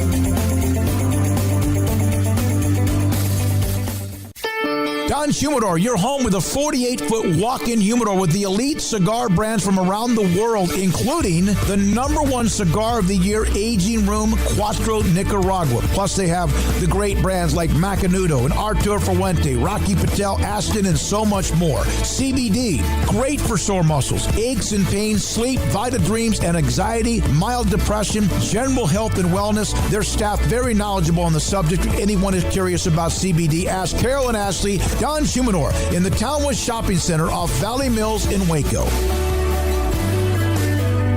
Pay over qualified buyer with $4,000 down at 2.9%. TTL Extra. See deal for details. Travel is back, and so are the savings at the Memorial Day Savings Event at Richard Carr. Save $5,900 on 2021 Buick Encore. Drive off in the affordable luxury Buick Encore for as little as $258 a month. Or vacation in the spacious comfort of a 3-row Buick Enclave and save $8,500. 100% credit approval is always our goal. It's the Memorial Day Savings Event going on now at Richard Carr. At Richard Carr, we give you more. Welcome back to SicEm365 Radio. Our weekly segment with Baylor Director of Athletics Mack Rhoades is brought to you by Edward Jones Investments Brokers. Tom Albers, Brad Wilson, Ben Erlinson, and Cam Heathcott. Edward Jones, making sense of investing. All right, here we go. 421, Mack Rhoades, Director of Athletics at Baylor. SicEm365 Radio, Craig, Paul, I'm David Smoak, and Armstrong, Emma, and Jack in the studio today running the mothership. So I saw the note. Nikki Collin has retained Jeremy Hefner, bringing him back as strength and conditioning, including that was a part of the previous staff. It's kind of you do it slowly but surely. How behind the scenes, Mac, do you feel like it's going as she formulates her staff, and how huge was it that you kept Jeremy Hefner as a part of the women's basketball program? Yeah, I mean, I think behind the scenes, everything is going, extremely well. I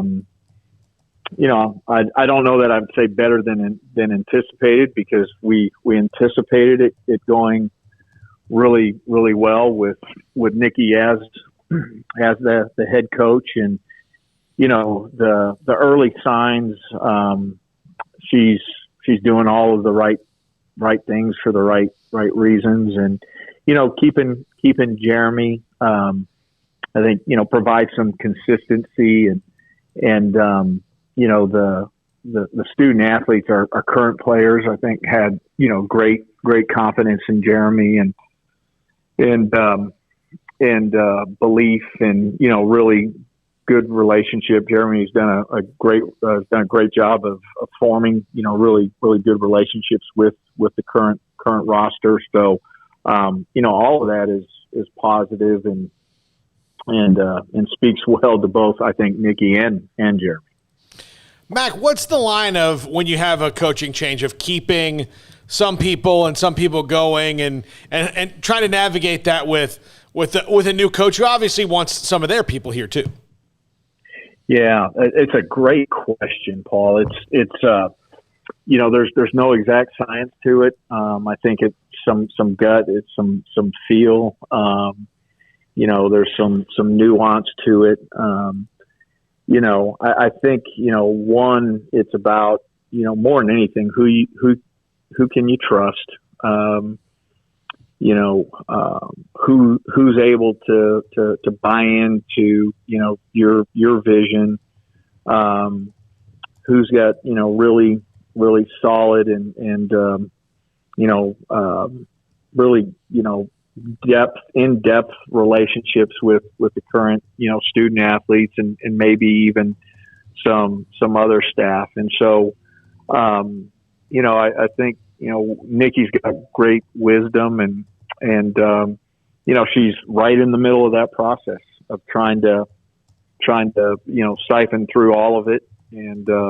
And I think, again, up to this point in time has done a great job. And, one of the things that it requires is a lot of listening, in the beginning. And, I think it can be overwhelming because, you've got a lot of voices. You've got the athletic director's voice who seems to always have an opinion. You have the sport program administrator. You've got the student athletes. You've got, other staff members. And so it's just a lot to work through, but she's done a great job doing that and will continue to do that. Mack, your men's tennis team, a 4-0 win over Texas A&M Corpus Christi on Saturday, 4-0 against Oregon on Sunday at the Hurt Tennis Center, and now they'll square off here in a few days with Ole Miss out in Orlando. Your thoughts on Michael Woodson and men's tennis keeping the winning going this past weekend?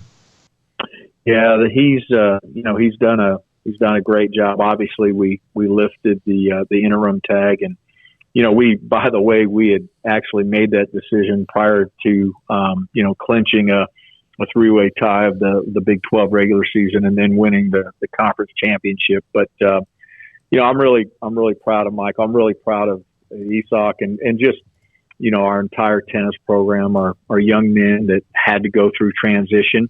And, it's a great example of them staying together. And, now, entered into the NCAA tournament as the number one ranked team. And, I think the number two overall seed. So as you mentioned, heading to Orlando, facing a really, really good Ole Miss team on Monday in the round of 16. So we'll see how they do. And, certainly wishing them the best, but Michael's done a great job leading the program this year. How much have you paid attention to what's going on with Hartford and their men's basketball program? The transition the administration made, that they will start a transition. It takes about 3 to 5 years to go Division III. We've had John Gallagher on this show many times. He loves Baylor. Scott Drew, I know they knocked him out. That was the team that lost. But how much have you paid attention to that, and how rare is that to go the other way? Yeah, I really haven't, other than you see it coming across the ticker and you're just like, wow. I wonder what's behind that and why. I haven't been able to read anything, but certainly interesting. And I don't know if it's a decision based on economics or, university support, direction of university. I have no idea, but, we obviously have great respect for that program, and they've done a terrific job there, and, just wish them the best with the transition they're making. Mack Rhoades, Director of Athletics from Baylor, with us on SicEm365 Radio. Craig? No, go ahead, guys. Okay, I'm sorry about that. Mack, with the Mark Emmert mentioned the other day that the NCAA is now going to have to kind of get a little more proactive on name, image, and likeness with July 1st laws going into effect in states like Florida, Georgia, I think California as well, that, they're going to have a competitive advantage. Do you think the NCAA can get something done for this year by August 1st when the season starts so that, schools in 7 states out of the 50 don't have a competitive advantage over states whose, legislatures haven't passed it yet? Yeah, I do, Paul. I mean, I think there's a really good framework right now of proposed legislation that we thought we were going to vote on in January, and then it was postponed because of, what will the federal government do? The different states, the Department of Justice letter to the NCAA, paused, and then certainly. The Supreme Court in the Alston case. So, I wouldn't be surprised, Paul, at all if there isn't something done prior to the July 1 date and those states. That's something that, the Division I Council can vote on and then, pass, and then it needs approval of the Board of Governors is my understanding. So I think that can be done in a short time frame. You mentioned the different states going into effect on July 1, and if you have the 4 or 5, 6 states, now all of a sudden you get into this area of just chaos, and so some states, the minority of states with name, image, and likeness legislation, the rest of the states without it. Texas supposed to, I believe it's September 1 for us. So there's a lot going on, but I do think the NCAA can get there. Now, I think the most interesting question for me at least is, let's say, hey, the NCAA passes the proposed name, image, and likeness legislation, and we now have it in play by July 1. What is the role of the federal government? Does the federal government still come in and create,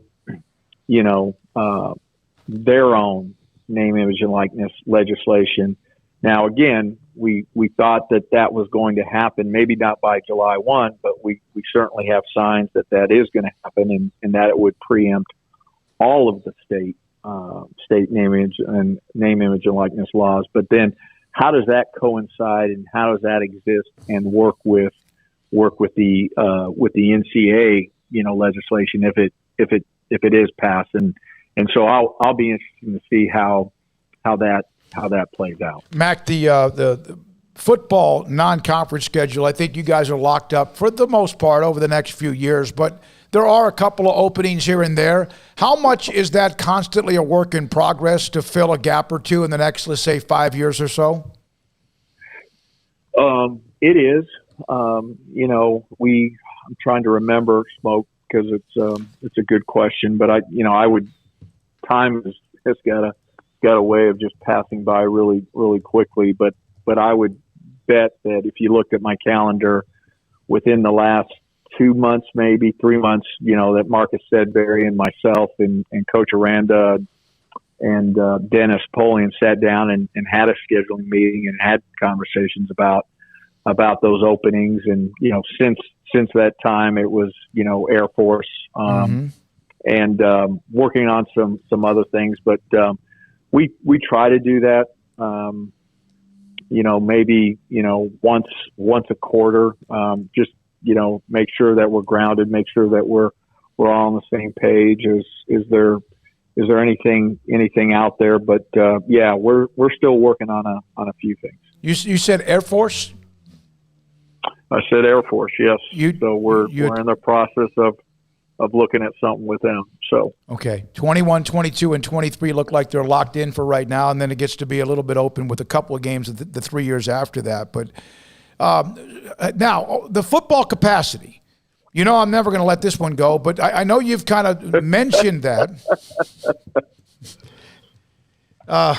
Where is that right now? When they kick off, when you guys open up against, I guess, Texas Southern, what's the percentage guess from you that you'll have at capacity at McLean Stadium?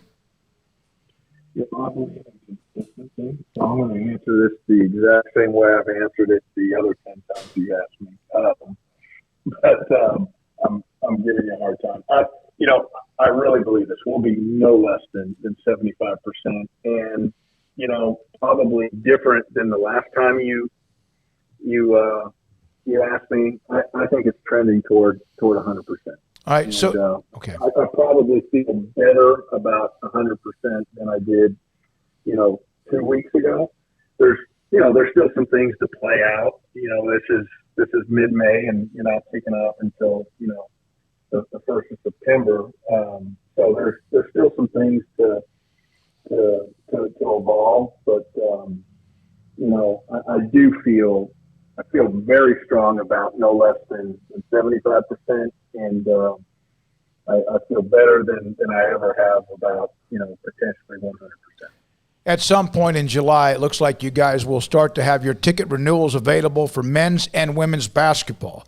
What do you think winning the national championship will mean, and also with the new coach, obviously with Nicki Collen, and what it means for women's basketball? Is that something that you're excited about, what kind of reaction you'll get in July?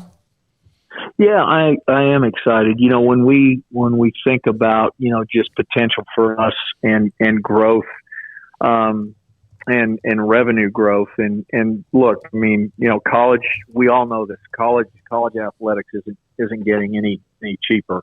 It just continues to get more and more expensive, and we've got to find ways, to continue to be relevant. And, we've talked about it. We don't need to have the highest or the largest budget in the conference. We don't. And, but we need to have something that gives us a chance. And then we're going to do the very, very best job that we can do, being really, really efficient with the money that we do have. And so, basketball, is a sport where, we have talked about internally that there's a lot of room for growth in terms of that revenue ceiling. And it's not necessarily, increasing ticket prices. It's more about just, selling more season tickets, getting people more interested in it.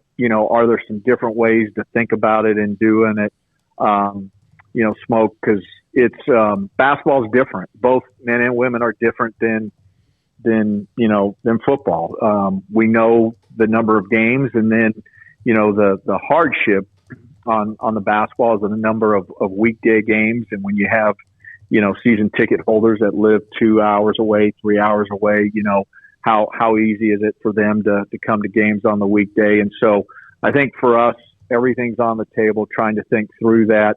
And how do we better maximize, ticket sales in both men's and women's basketball? We've got some room for growth there. That's for sure. By the way, I just had a former brigadier general retired, Air Force. Is that something that's been released yet, or is that something that they've been played Air Force since 1977? Is that something that you can tell us officially what year? I can't tell you what year, but it is something officially that I can talk about in terms of a home and home. That's awesome. That is absolutely awesome. Thank you very much, Mack. Thank you for your time. We appreciate it. All right. Thank you, guys. Mack Rhoades, Director of Athletics at Baylor. In fact, Craig just put it up there. Mack Rhoades says football program working through conversations. I just took it down because now it's not even correct, because now he's saying it's official that they will play, so I have to reword it. So give me a moment here to reword what he just corrected, because I said, although nothing's official, and he just said, well, it's official. So, yeah. But he didn't give us the year. Didn't give us the year. That's what I guess probably that's the final details. You got home and home, and yeah. All right. Well, they have their non-conference games locked up, but it looks like the next opening, and Craig put this in 2024. They have Utah on the road, and that's it right now as far as their future games. So that's where we are. So, Craig, get that done, and we'll all retweet it. And that's a nice little nugget. I love that, Craig. Your thoughts about Air Force? I think it's great. Yeah, I mean, it's a solid program. I think anytime you can bring in the service academies, that is always a good thing. I like seeing teams play the service academy. And, they need to fill out their, as I'll put out in a second, if I can think about how I need to finish out this tweet, I think their first opening is in 2024 when they play Utah. So that would make some sense. Wouldn't make sense to do it too far down the line, although we do see teams doing that nowadays. But, 2024 would seem to that is the most recent opening, and they need 2 more teams to fill that one out. So that would make a lot of sense. And Air Force Utah wouldn't be a bad non-conference. All right, when we come back, Craig Smoak's Off the Radar. Also today, David Hellman, DallasCowboys.com, will join us at 5, plus some more notes. SicEm365 Radio. The text line open. Some of you, Scotty, we just got one from you, 254-339-1122. Matt in D.C. has also, Tom, just General Turlington just text me personally, the 254, TJ, Mike E, Daniel, and Steven.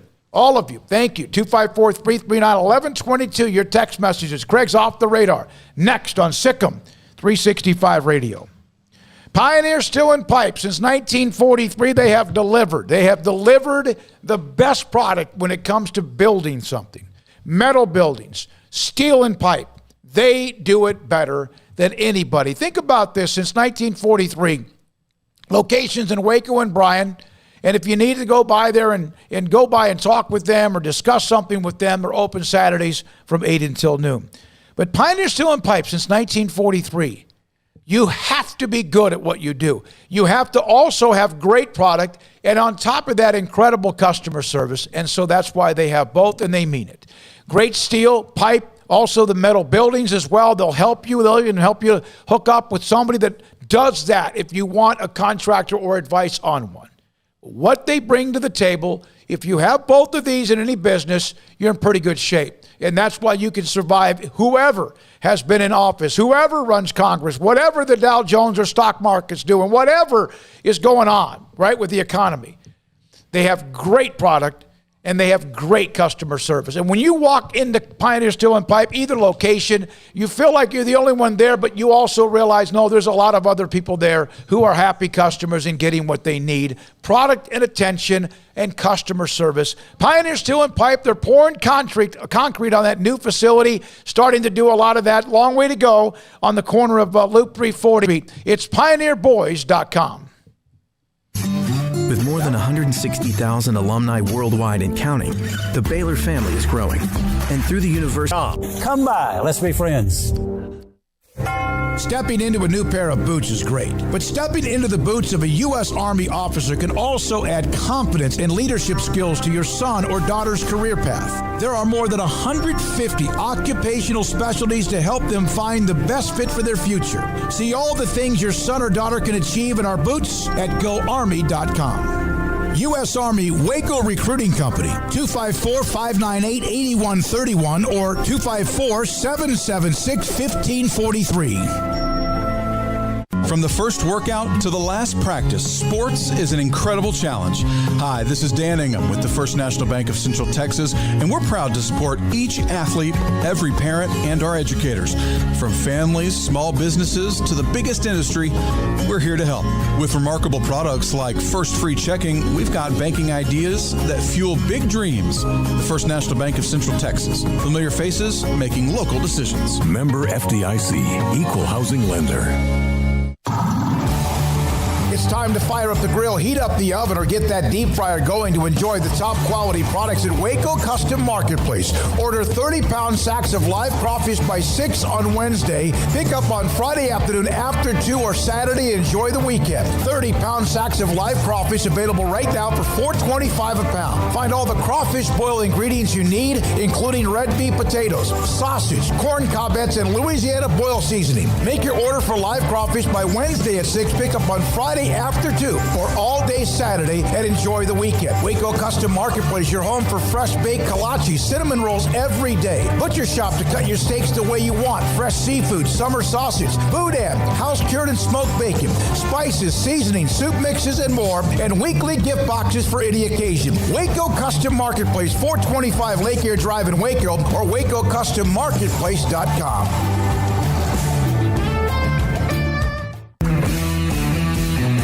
At Marco's Pizza, get craveable pizza made the Italian way with dough made from scratch, an original sauce recipe, 3 fresh signature cheeses, and premium toppings you love, served hot and safe. Right now, you can get unlimited medium one-topping pizzas for just $6.99 each.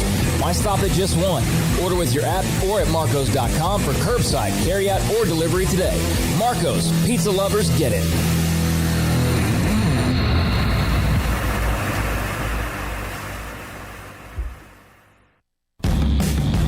Welcome back to SicEm365 Radio. Are you a SicEm365 superfan? Then try out our premium subscriptions at SicEm365.com. SicEm365 Radio. Jack McKenzie's back from his 4-day binge. Graduated on Saturday. I think they call it a bender. Bender? A bender. What's the difference between a binge and a bender? I mean, like a binge, you could say, like, he could have been on a Netflix binge. He could have been watching Orange is the New Black. Oh, okay. Yeah, but like I did bender, that one time when I watched Yellowstone. Yeah, yeah. Okay. But a bender is a bacchanal, maybe. Yeah, okay. Well, he's here, some part of him. I'm not sure if his head is, but his body is. Emma's here watching. He left his liver go. somewhere down by Scruffy Murphy, so it's... He left his liver? His liver's gone. He's just functioning with that one now. All right, so Craig Smoak on Tuesdays and Thursdays at 4:45 with his segment. It's time for Craig Smoak's Off the Radar.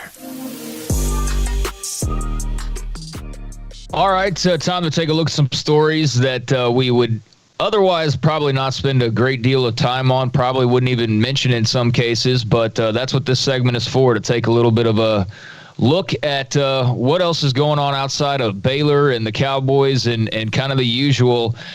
This does pertain, somewhat loosely to a local, if you will, team, the Texas Rangers, within their division at least, the Oakland Athletics. For years, they have had the worst stadium in sports. And quite frankly, I don't think it's really been all that close. It is a dump. Where the Oakland A's play their baseball, the Coliseum. They've been trying to get a new stadium for like years now. The last 4 in particular, they really tried to get something done. Just 4 years ago was when they announced that they were going to try and build a new stadium near Laney College. Then they were told by one of the local college district that they were not interested in negotiating for the land that would be needed. So then they looked to another location. They had stadium designs and everything like 3 years ago ready to go, trying to get support, and it's just gone absolutely nowhere. Well, today Major League Baseball announcing they've given the A's permission to seek a new location. Seek their way out of Oakland, basically, because just nothing's going to happen with a stadium in Oakland. The Raiders, of course, left to Las Vegas, leaving the Warriors, moved across the bridge to San Francisco, to that arena. So the A's are the last team left standing, if you will, in Oakland proper. The biggest expansion cities, as far as the biggest candidates for expansion cities, which in this case wouldn't be expansion, I should say relocation cities, would be Charlotte, Montreal, Canada, obviously, Nashville, Portland, and another Canadian city in Vancouver. So Montreal and Vancouver, north of the border, Charlotte, Nashville, and Portland here in the States. Fellas, your thoughts on the A's? And I should mention Las Vegas, also very much in the mix, and maybe even the favorite, perhaps, with the success the Raiders have had in moving. What do you guys think? I've been to the Coliseum. Smokey, you ever been to the Coliseum? The Oakland Coliseum? I don't think so. It is the worst stadium I've ever been to. And let me tell you, when you think about, I'm not just saying that as like I've been to 6 stadiums. It's what we do. We go to stadiums. Yeah. I would. What was the place in the middle of East Jesus nowhere that we had to do a game that time? In Oakland? No. And here seriously, I thought we were going to Seymour. I'd rather go to a game in Seymour than Oakland. It was terrible. Oh, Seymour was such a nice group. But it was Crawford bad. against Spearman. Yeah, and they're trying to build a $12 billion stadium on the water, $12 billion facility, shopping and all that stuff on the waterfront in Oakland. Well, the city of Oakland wouldn't front any money for like 1/10 of that for a new Coliseum. So I don't know how they think that $12 billion is going to happen. And yeah, they're going to move, and it's unfortunate for the people in Oakland. But I do credit them for one thing. The city of Oakland has stopped saying, like, yes, we'll give you billionaires something for free. Like, the billionaires need to pay for the stadium, not the city, because the city hasn't seen the return. That's why Yeah, one of the things about Oakland, they've already had 23 home games this year, which is crazy. They're averaging, of course, there's a lot of this is COVID related and capacity, 6,286 per game. I bet, because on the road it's only like 7,500, but I bet if you went back and looked at Oakland's attendance the last 5 or 6, 8 years when they've had some teams competitive, they lead the West, I bet there's some years where their attendance wasn't much better. When I went to the game there, Craig, I had a friend who his brother worked for the Warriors, actually, got us tickets for free, and we got them the day before, and they were front row right next to the Philly. They were playing the Phillies, I want to say, or the Blue Jays. Wherever Roy Halladay was that he got traded. But, like, they were playing a team, and it was right there by the bullpen. Really good seats. There were cobwebs on the cup holders. And if there were 6,000 people in that stadium, I'll be the next president of the United States. I am wrong here, but their average attendance usually is between 18 and 20,000 the last 3 or 4 years up until COVID. But most of the time it's 17 to 22,000. And that's They're in the bottom rung. The Marlins also have, what's the word I'm looking for? Attendance. Yeah. I was thinking of everything but the word attendance. The A's are on their way out. This has been a long time coming. So now they're considering their options. I mentioned those options to you. If the city of Charlotte were to get it, then they would be a new Big Four city because they've already got the Hurricanes, they've got the Hornets, they've got the Panthers. Las Vegas would be well on their way to becoming a Big Four city. They would just need an NBA team, and for the longest time, people thought the first Las Vegas franchise would be an NBA team, but instead it's been the Golden Knights and the Raiders, and now it could very well be the A's as well, and then they would just need an NBA team, and I think that would get done rather quickly. But some other, some north of the border candidates as well. Do you guys have any sort of a location you'd be interested in seeing the A's head to? I wouldn't mind to see, Vegas, Nashville, Vancouver. Vegas is now becoming a pro sports franchise hub. They had hockey, right? Yeah. They don't have an NBA team? No. They have now an NFL team. Now you have a Major League Baseball team. Nashville, remembers, built up a lot of what they've done. I think Vegas makes sense because of the proximity and because they're now a pro sports city. Nashville's kind of interesting to me because you've got the Predators, you've got the Titans there. If you added a Major League Baseball team there, that would be 3 out of the 4. And it'd be kind of like Tampa in that the NBA team, for Tampa is in Orlando, the Magic. So you kind of have that. Tennessee would have all their bases covered. And I do think fans in Nashville would support it. I think fans in Vegas would support it. Vancouver's interesting to me, but it's really close to Seattle. I guess not that matters. I mean, LA, there's close teams all over the place, but there's 2 teams in LA, there's a team in San Diego that's all. If you're going back to Canada, you go to Montreal, not Vancouver, in my opinion. Probably, yeah. So Nashville, Montreal, Portland, Charlotte, Vancouver, Las Vegas. Las Vegas is the leading contender according to Jeff Passan from ESPN. So the A's are looking for a new home. And you mentioned hockey. We'll mention the Dallas Stars. Not that we talk a lot of hockey on this show, but their season did come to a close yesterday. Regular season over, 5-4 win over the Blackhawks in overtime. And a franchise that was just in the Stanley Cup Finals a year ago, now not even making the postseason. The Dallas Stars. So we'll probably take a look at that head coaching spot, and we'll definitely need to take a look at that roster and definitely need to find a way to actually be able to score goals without only scoring when you absolutely positively have to do, which was a big problem for them this year. Although 5 goals last night, they had done that a little bit more regularly than they are probably firmly in the playoffs, but they do end with a win. 5-4 Stars season is now over in soccer. Manchester City won its 5th Premier League title for the soccer heads out there. That happened earlier today. Its 5th Premier League title, beating Manchester United lost. So that gives them the title this year. So just a soccer note there. Last week I brought up Oklahoma's duo of Trajan Bridges and Seth McGowan. Seth McGowan announced he was entering the transfer portal, which I thought was kind of funny considering that he was likely facing felony charges as he announced his entry into the transfer portal. And as I laid out last week, both he and Trajan Bridges were being looked at charge-wise with felony counts of robbery. They basically busted into a dude's home. Bridges had a gun. There was a third non-football player involved, basically, stuck the guy up and robbed him and took his stuff. And they were such smart criminals that, later on, a lot of the stuff was found in their possession. Just absolute genius-level IQs here. But now it's official, or has become official. Trajan Bridges and Seth McGowan, they were charged last Friday. Felony counts, robbery, conspiracy to commit robbery, assault and battery with a dangerous weapon.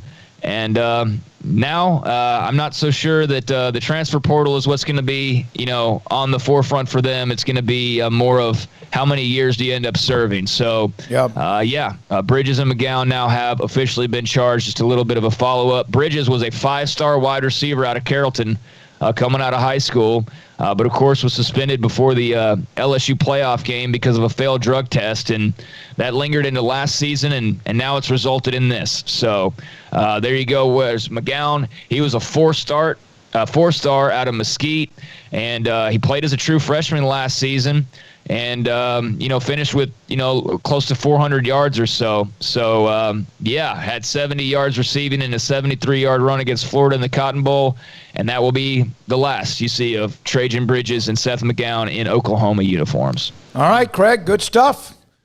Great to have Craig back with us as well. With 5 o'clock hour, we'll have David Hellman. Yeah, I think that there's going to be a transfer involving Bridges and McGowan. Unfortunately for them, it's not going to be the transfer to go play college football for somebody else. It's going to be from Norman County to the Oklahoma City facility is basically what it looks like it's going to be. And I do actually have one more story, and Paul passed this along, so I want to make sure and get this in since I won't be doing this segment for another couple of days. From the entertainment side of sports, rapper J. Cole dropped his latest album. It had been a long time coming for fans of J. Cole and for hip-hop fans in general. He dropped that a few days ago to much fanfare. Well, he's announced that he's going to play for the Rwandan side of the Patriots BBC as the inaugural season of the Basketball Africa League gets underway. J. Cole's 36 years old, so he is not in his prime by any means, but apparently he arrived in Rwanda a couple of days quarantining, and he's going to play as a part of this 12-team league. He did have a basketball history. He played at Sanford High School, walked on at St. John's, and then eventually left basketball for music. But if you follow J. Cole, then you know he's a massive NBA fan and basketball fan. So the announcement is expected to become official later this week that, rapper J. Cole will be joining the Rwandan club of the Basketball Africa League. So just kind of an interesting thing there, and really random, but also pretty cool. So there you go. There's some stuff that's been off the radar. That is the most unique way to promote an album I think I've ever heard of.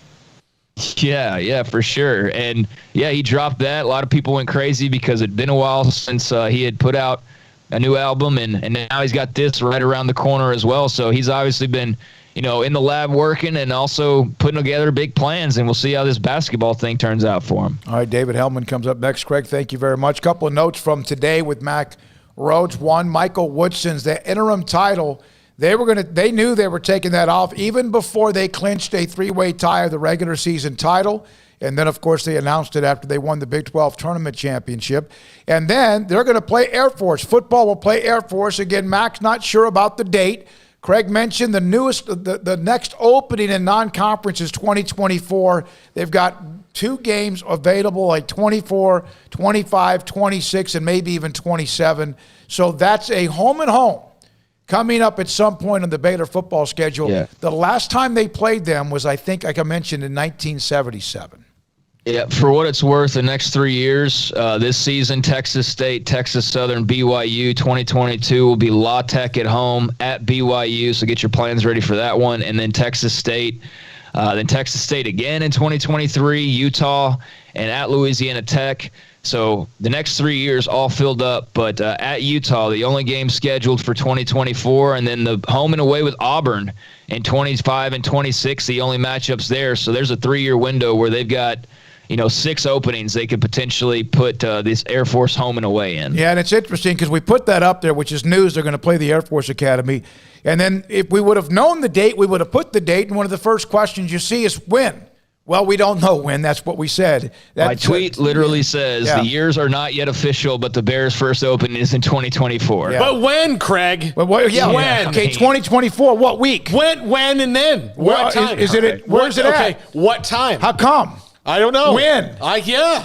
When? I'm confused. When's the second game? Yeah, exactly. All right. Well, start making your plans for sometime in the next 10 years. It's going to happen. Jack just kind of, thank you, Craig. Just buy an airline voucher. Jack was over there. You can renew. We're yelling, and Jack's like, oh, my head still hurts. His liver's gone. It's unbelievable. I thought we had a good kid in this. If I were he's going to go save that clip so he can replay it in time. If I was Jack's parents, I would be ashamed. Oh, I mean, maybe they've disowned him and they're no longer parents. Who knows? That's why I'm not there today at a protest. I'm so ashamed at his behavior that I couldn't even be near him today. Yeah, I sent Jack a text yesterday. I'm not coming in today, Smokey. That was immediate. And he had told me that on, I think, Thursday or whenever before he went into debauchery. I have no idea when it was. How dare him? No more college. I mean, look, who amongst us? I mean, I didn't do that. What? I didn't. I mean, debauchery? I mean, my grandparents were in town. I did not at all suggest that they go to the hotel at 8:30 p.m. so that I could go out. Yeah. I did not do that. Yeah, it's an early check-in, right? You can get there earlier. All right, when we come back. They were the DoubleTree. Warm cookies. Why would they hang out with me? No, those are good, too. David Hellman, DallasCowboys.com. This is SicEm365 Radio. I today dropped by and saw Carol and also Ashley at Don's Humidor. Went by and they had some cigars, and a box of Romeo and Juliet is now mine. I mean, these are big boy cigars. They are unbelievable, and Ashley had them ready for me as I went by there to sell them. I needed to get some cigars, and I needed to get a couple of those pouches that keep things, my humidor moist, to keep the cigars so they're perfect so when I want to smoke one, whether I'm playing golf or whatever it might be. Don's Humidor also has inside their 48-foot walk-in humidor some of the great brands I mentioned. Romeo and Juliet is one of them. Ashton, Macanudo, Cohiba, Padron, yes, inside their 48-foot walk-in humidor. And also the CBD products that continue to help. And I'm telling you right now, if you have always been one of those that you just can't shut off your mind, for whatever reason, there's always something, or you have that ability where you go to sleep, you think you are, and 45 minutes later, you have not fallen asleep. How about CBD products, Vita Dreams? Take a little bit of a gummy, and the next thing you know, you're going to save 30, 45 minutes of sleep, maybe an hour and a half. How many times have you just not been able to sleep because the more you think about falling asleep, it gets worse? Vita Dreams can help you with that, I promise. It's Don's Humidor and coffee beans. And they were filling up a bag of coffee beans as well. Need to get Chancey Stuckey over there to look at all the great flavors and aroma of coffee beans at Don's Humidor in the Townwest Shopping Center, Valley Mills in Waco. I hate my job, but I don't mind getting up in the morning. I dread each day, but I can't wait to get out of bed. You ask me why, and what I'll say to you is true. Well, you can get breakfast tacos at Rudy's Barbecue. Scrambled eggs and brisket, they ain't fooling around. Sausage wrap, son, they're the best in town. Barbecue for breakfast, yes, it's true. Put a smile on your morning at Rudy's Barbecue. Next in line. Waco Regional Tennis and Fitness was built to help give you a chance to enjoy elite tennis facilities and also remain fit or reshape your body. Now Waco Regional Tennis and Fitness has gone through its own physical changes. There are 7 large flat screens stretched across the main and improved weight room with Wi-Fi available and their own app to enjoy news, business, weather, or sports channels. The beautiful sound of active treadmills and elliptical machines, group exercise classes throughout each day, a new ballet bar for bar classes, a new look lounge and bar with beer and wine with more large flat screens screens available, touchless water fountains outside each spacious men's and women's locker rooms, showers, sauna, and whirlpool. Upgraded PA system throughout the world-class tennis courts and lessons for adults and juniors. I promise you'll look and feel better. You just need to walk through the front door. Also, Waco Regional Tennis and Fitness with personal trainers Christy London and Randall Corley. 40-plus group exercise classes, including twice-a-week boot camp. So start today, not tomorrow, at Waco Regional Tennis and Fitness on Lakeshore Drive in Waco. After my first car accident, I feared the biggest damage would be to my wallet. I expected a mountain of bills and a long, drawn-out process. But my Texas Farm Bureau insurance agent was there when I needed her and helped me get back on my feet and in my car in no time. Instead of a hassle, I got reassurance and a quick recovery. Stop by and see our agents at one of our 3 McLennan County locations. Coverage and discounts are subject to qualifications and policy terms and may vary by situation. Let Camille Johnson Realtors guide you seamlessly through the process of buying your dream home or selling your current one. Commercial, farm and ranch, or residential, Camille Johnson Realtors can smoothly and successfully lead you through any transaction. With a team of 28 experienced agents who are excited about serving you, Camille Johnson Realtors services the entire greater Waco area. If you're in the market to buy or sell, contact Camille Johnson Realtors, 104 Midway Center in Woodway, or find them online at www.camillejohnson.com. Camille Johnson Realtors, elegant, charming, warm. Welcome home.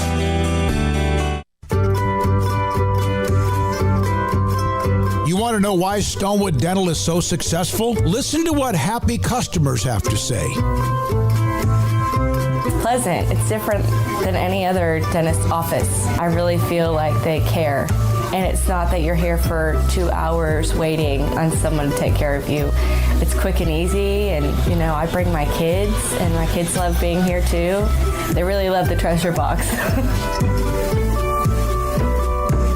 Staff is really nice and accommodating, real friendly. You feel more like home. It's not sterile looking. Everybody has their own personalized rooms with decorations and decor, and they'll even have a blanket for you when it's cold. I've recommended people to actually come here, and they are patients now. I really love it here. It feels like family. Learn more, stonewood-dental.com.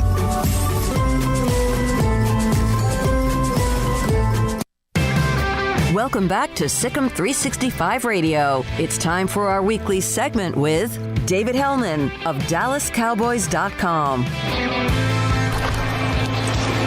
Here's Elliott. He will get it.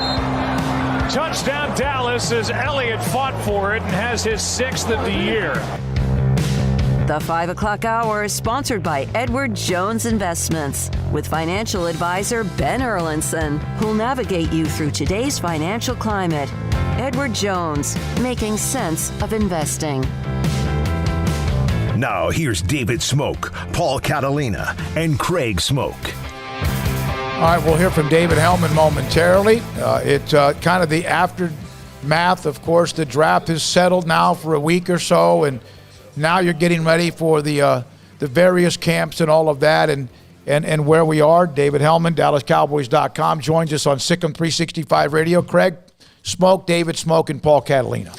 David, rookie mini camps are going around now, and things are kind of back to normal. What do you expect to see when the Cowboys get together? Yeah, I mean, I guess probably the closest thing we've seen to resembling normalcy in a while. At the same time, COVID still plays a role in all of this. Like, as far as I understand it, this camp is going to look a lot like what we saw last year, which is to say a lot of virtual access. It sounds like a lot of stuff's going to be done through Zoom. I think media will be able to watch practice, but it'll probably be a limited amount. And then obviously, it's just a much smaller group of players. I think they're only going to have 25 guys. I was actually talking to somebody about that yesterday. I was like, do they even have enough people at this camp to do true, football reps, like 11 on 11?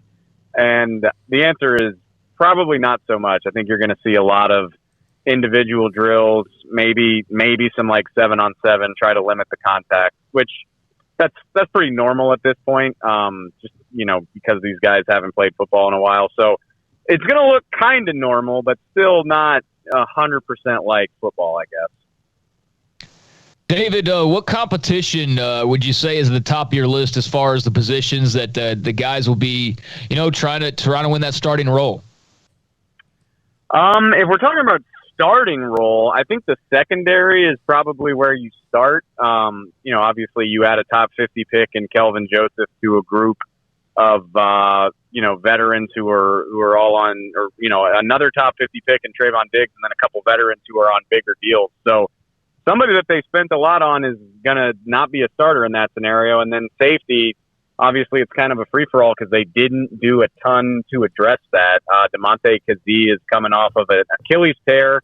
Donovan Wilson is there, and they signed Jaron Kearse. So, I think it's anybody's guess what winds up happening with that to start things off. And then I'd probably throw in the defensive tackle situation just because, especially, with Antoine Woods heading out the door, there is not a lot in terms of leftover starts. So I think that could be a free-for-all to see who's at the top of that depth chart. They added a lot of people on the defensive side of the ball. But my question is, how much of that is quality and how much of that can be because of quantity? Oh, I think the vast majority of it is quantity. This team doesn't sign quality free agents. They haven't in a long time. You're using quantity. They signed a bunch of journeymen on the defensive line, hoping that one of them could kind of stick, whether you're talking about Brent Urban, Terrell Basham. They obviously used several draft picks on the defensive line, 2 defensive tackles and a defensive end. They had 11 draft picks. If even 2/3 of those guys make the team, that's a substantial portion of your roster made up by guys that you spent those draft picks on. So, that's not to say that there's no quality. Obviously, Micah Parsons, Kelvin Joseph. I think Keanu Neal is a sneaky good signing. But yeah, I think the idea is if we throw enough guys at this problem, some of them will be kind of good, right? Yeah, you think so? You hope so. Yeah. David, is that maybe what they have to do until?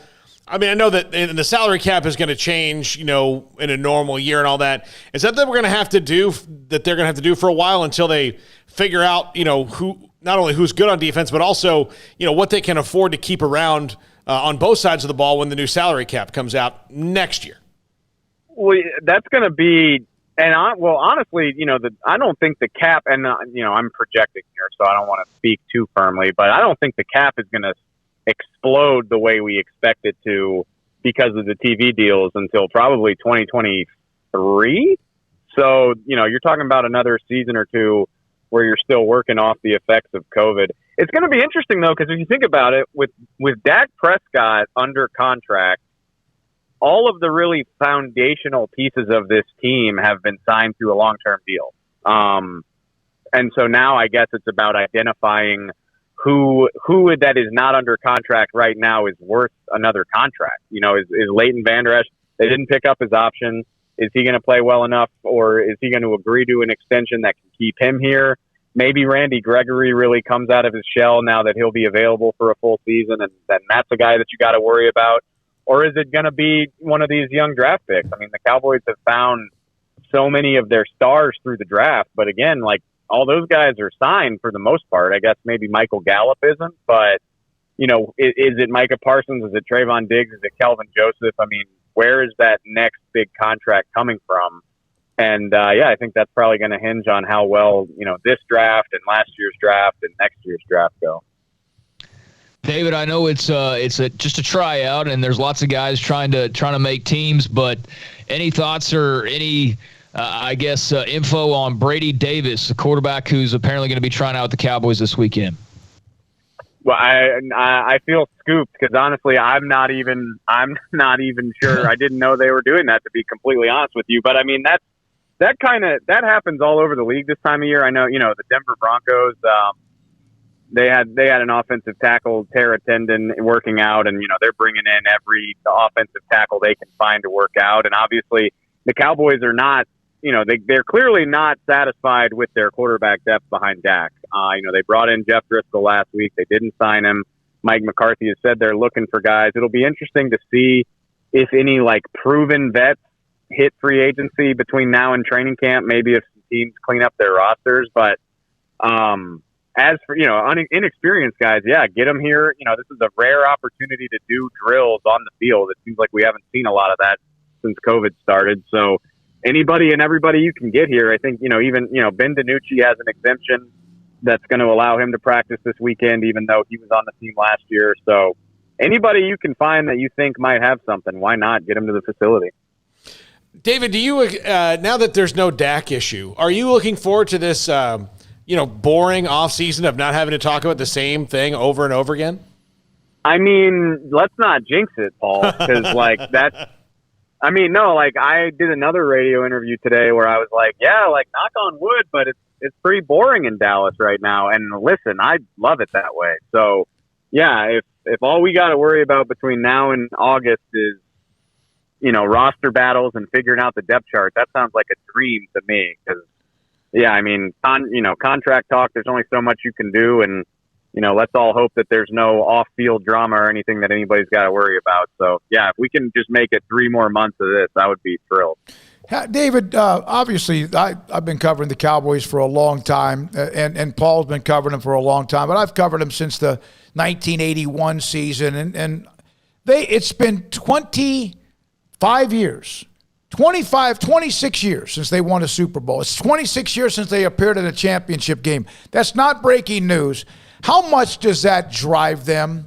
Every year they want to win. They do whatever they can, but that's a long time for a franchise with the history of the Cowboys. I don't want to speak for anybody, but I think they would probably agree. I mean, if it doesn't drive everybody involved with the team, then what are they even doing?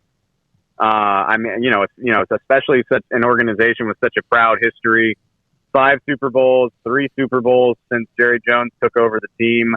And not just the Super Bowl, but you said it too, the NFC Championship game. They're one of only 3 teams in the NFC that hasn't been in that time span. And I think everybody but those 3 has been multiple times. Now that Tampa Bay made it back to the Super Bowl with Tom Brady, just about everybody in the NFC has gone to the title game multiple times over the last 20 years, which just kind of highlights what it's been for Dallas recently.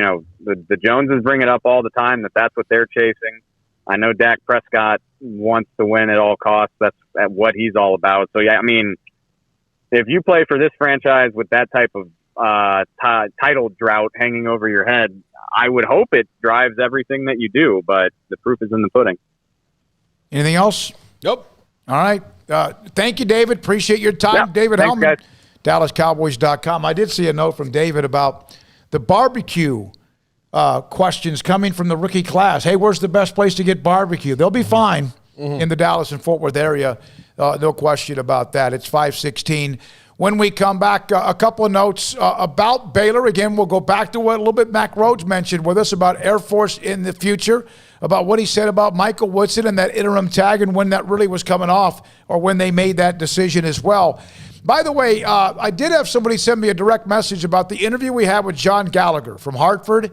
If you did not hear him, he was amazing. And I'm talking about you could take that interview, and we might even do it later in the week, and play it no matter what day this week to listen to how somebody took a bad situation head on as far as what's happening with Hartford basketball and how his team has said, let's go. And they have a year to try to make it a fabulous year. He's amazing. He's a guy that you could have speak at any kind of corporate get-together, any kind of a convention, or even whatever. This is SicEm365 Radio. At Baylor University, students can shine in their own way. Or should we say their own ways? Because there's no limit to the ways Baylor students make the world a brighter place. Whether they're leading a student organization or following a higher calling, getting advice from faculty, or taking part in world-class research, pursuing their dreams, or working toward their dream job, students find their place to shine at Baylor, where lights shine bright. Did you know that 1 out of every 4 men have symptomatic low levels of testosterone and don't even know it? And if you think you're too young to worry about it, guess again. Low T levels can make you feel tired and grumpy, cause weight gain, and wreak havoc on your sexual desire and performance. Petty Clinic Low T can set up same-day blood screening and results, so if you're tired of being tired, I challenge you to man up and Google search Low T Waco or go online pettycliniclowt.com. It's a private clinic with an atmosphere catering to men.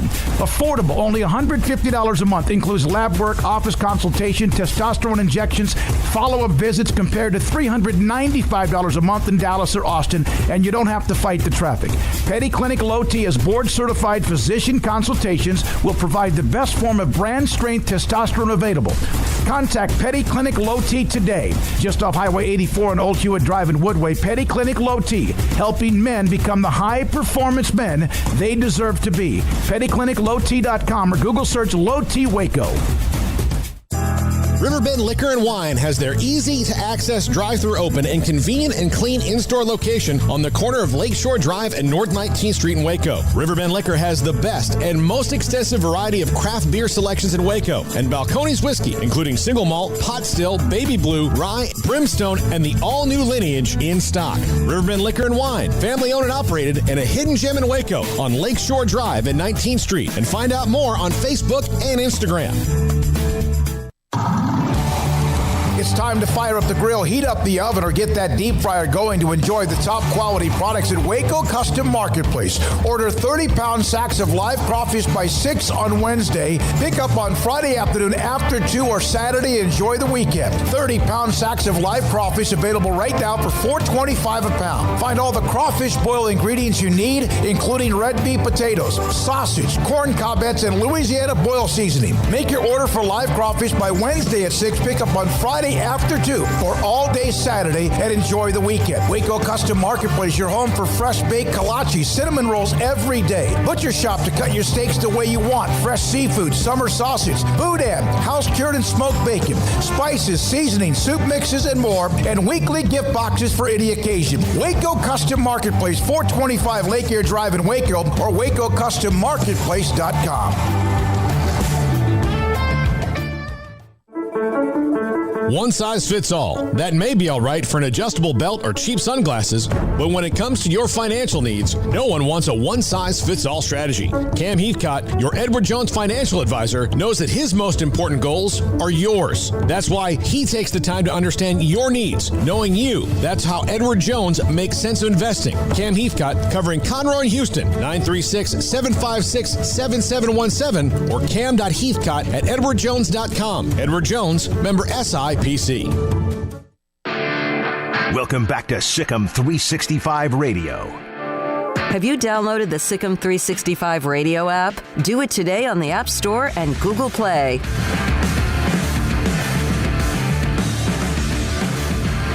All right, here we go. This 5 o'clock hour. We had Ish Wainwright on earlier. He's playing in France, playing in Europe. Just got back from a tournament in Russia. He talked about many things, Baylor men's basketball. When he saw this team about to take the next step, as Paul asked him about that he was a part of the team that first time ever was ranked number 1. And when he saw this team, what they were going to do, and when the possibility of being more than just a team that went to the tournament and did pretty well, but get to the Final Four and win it all. We're going to play that again here in about 8 to 10 minutes on SicEm365 Radio. So Mack Rhoades, and the discussion on the boards is great. Mm-hmm. Last time they played the Air Force Academy was 1977. Brian Etheridge put something up on the site about being added to the schedule. One of their responses, of course, anything said on when. I mean, no, they're playing them. Love to play a service academy. Why? Okay, to the poster who posted that, respectfully, why would we not put that detail in the story if we knew it? Because we wanted him to respond. And just so you know, just a little behind the scenes. If we have details, we will certainly share them with you. So in other words, by the way, Baylor beat the Air Force Academy. The first question is, what was the score? Well, we would give you the score because they had beaten them, so we'd give you the score. Also, from Baylor 1984, look forward to it. Can't wait to get to Provo, Salt Lake City, and Colorado Springs. From Texas Turtle Girl, this is difficult. I love the Bears, but my dad was a career man in the Air Force. Who will I cheer for at the game? Also from Bear Force, this is career. Our Air Force guy says Sic'em. Shooter, Texas. Makes sense to schedule them in Waco for the third week of 2024. Looks like we already have a plan to travel to Utah for week 2. It leaves us room to schedule an easy game for the opener in 2024 at home. Who knows? Maybe UT San Antonio or Rice. Of course, that will be 2, 3, 4 years in the Jeff trailer, and who knows what he might do there if he's still there. So I like the response, and I love playing the academies. I really do. Yeah, go ahead, Craig. I'm sorry. I didn't mean to cut you off. I was going to say, I don't know if you'll remember this, but I remember when I first arrived that Ian McCall was the AD, and, one of the big hang-ups about Baylor football at that time was they didn't play anybody. They didn't play anybody tough in the non-conference, and there wasn't much of an argument to be made against those who said as much. And, after a while, the school kind of trotted out the line of like, well, we're so booked up, into the future. And they started towards the end to try and make moves. There was that Australia game that probably, had things not just gone completely off the rails, probably would have happened. And they probably would have played Cal in Australia. So they were starting to make some moves. But one of the things that I noticed was not only were they not scheduling like really quality names at that time, but they had really not gone west very often. Like a majority of their non-con games, seem to be like kind of in this Rust Belt region or to the east. But, now you've added Oregon. You've got Air Force Academy out there in Colorado. And there may even be another, maybe not that I'm thinking of on the future schedule. But I like that they're going east a little bit. I think that's good for just exposure. I think that's good for getting into new recruiting territory. I think that's good just to be in a different part of the country, different stadiums, different fan bases, and just spread your brand. So, yeah, I like that they'll be up in Eugene here pretty soon. I like that they'll be in Colorado Springs, within the same amount of time as well. So I'm all for the move and all for the service academies. And I think from, it's not a name team. It's not like you're playing like Clemson, but it's better than playing – all due respect, like SFA again, or Texas State again, or and they're going to play those teams coming up. But Air Force is a nice change of pace. So between location, that'll be a fun trip for fans to go out to Colorado Springs, getting out west more and getting that exposure, playing a service academy, and it won't be your premier opponent. It'll be a nice B to whatever the main A opponent will be, like an Oregon or an Auburn or somebody who's already scheduled. So I like it for a variety of reasons. Well, and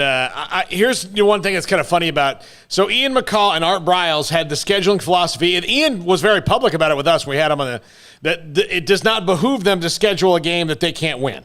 That's tougher for them. I mean, he was, the schedule that they have. At the time, Baylor really needed to be in bowl games.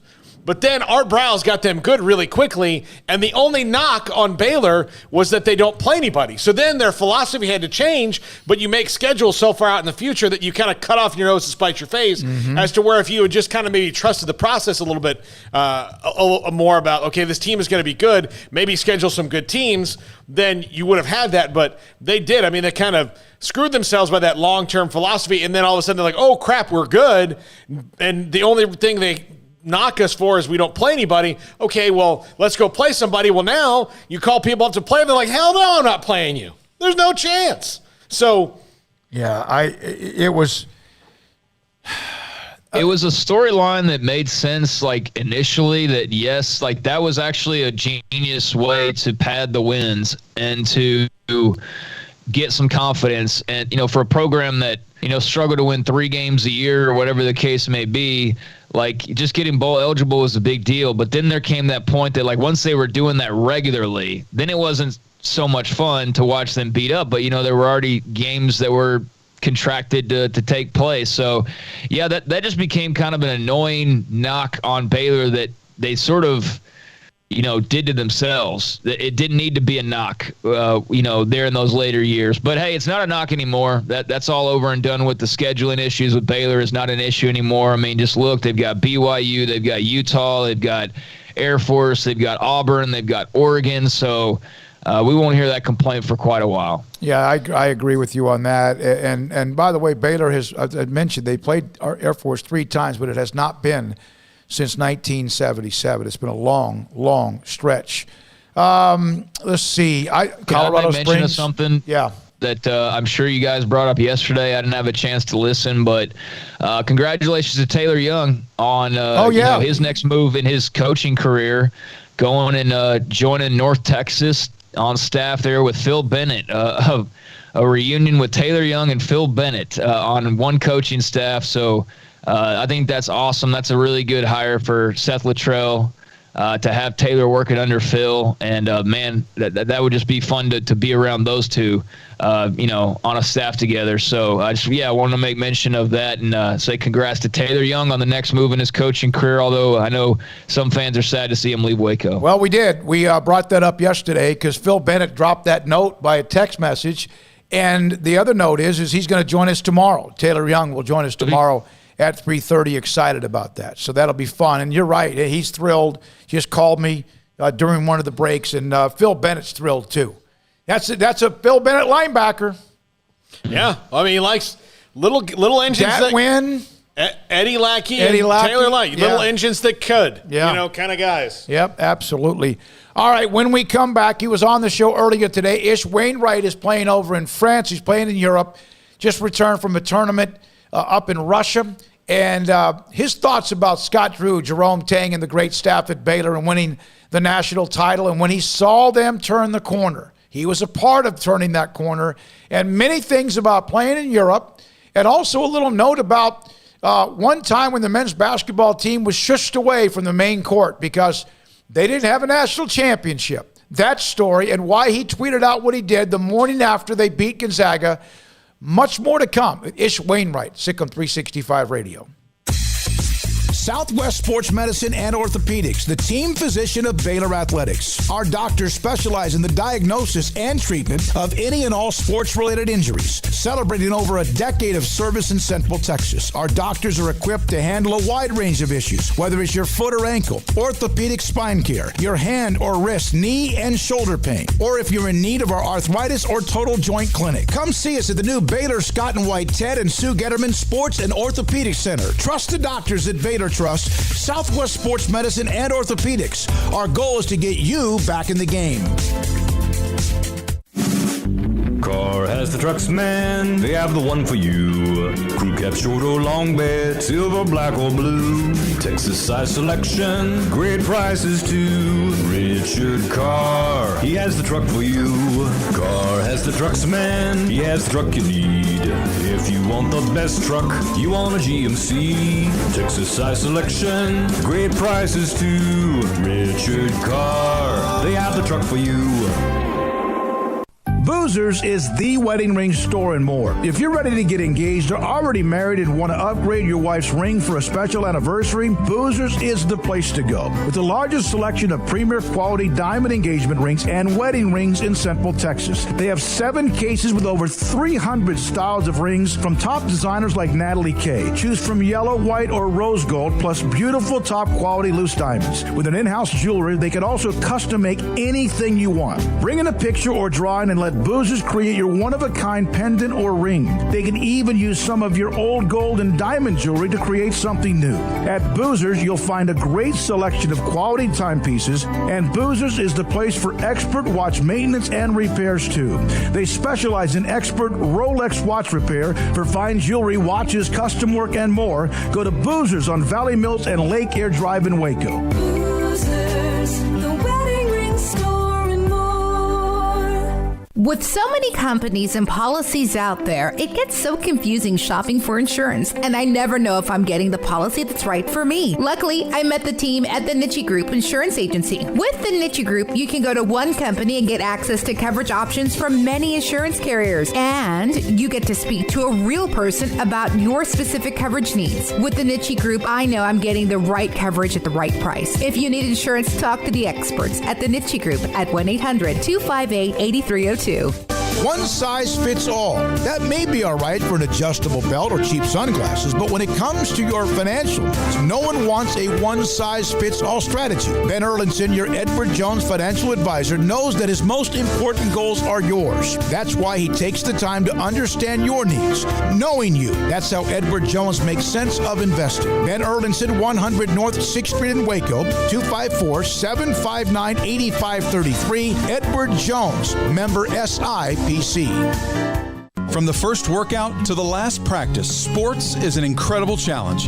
Hi, this is Dan Ingham with the First National Bank of Central Texas, and we're proud to support each athlete, every parent, and our educators. From families, small businesses, to the biggest industry, we're here to help.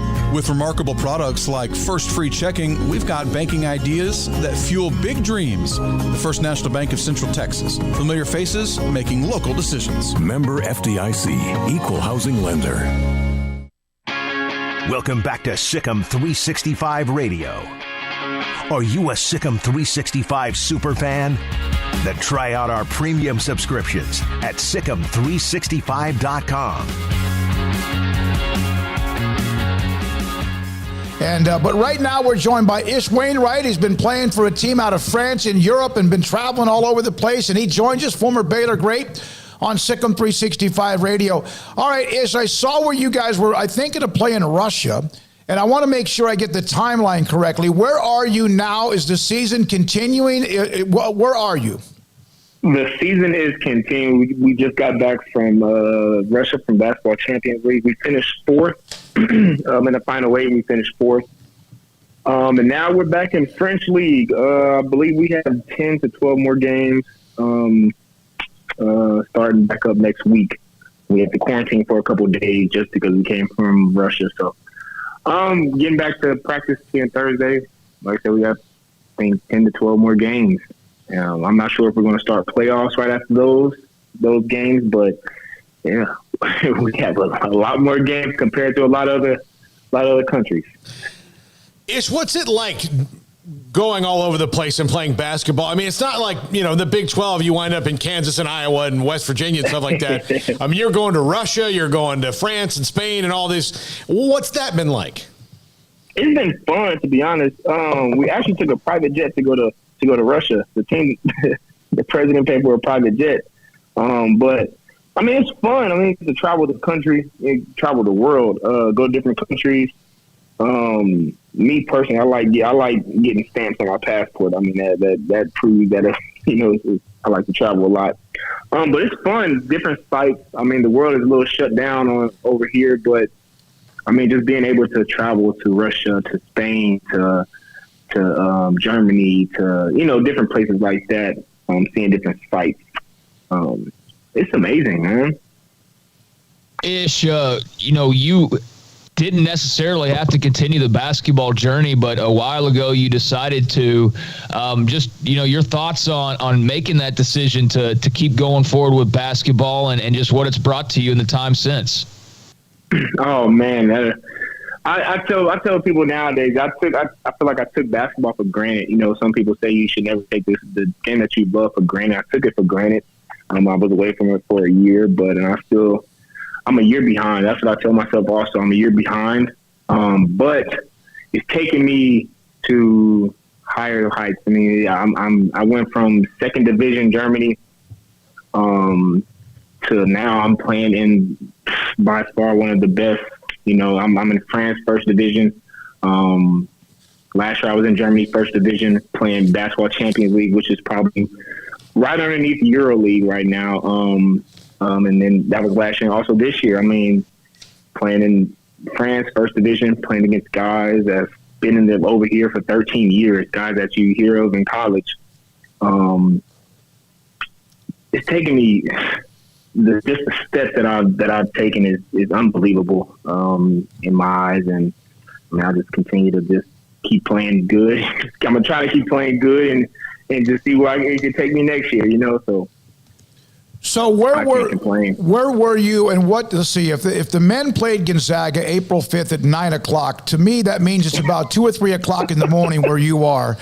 Did you stay up to watch the game, or is that just a dumb question?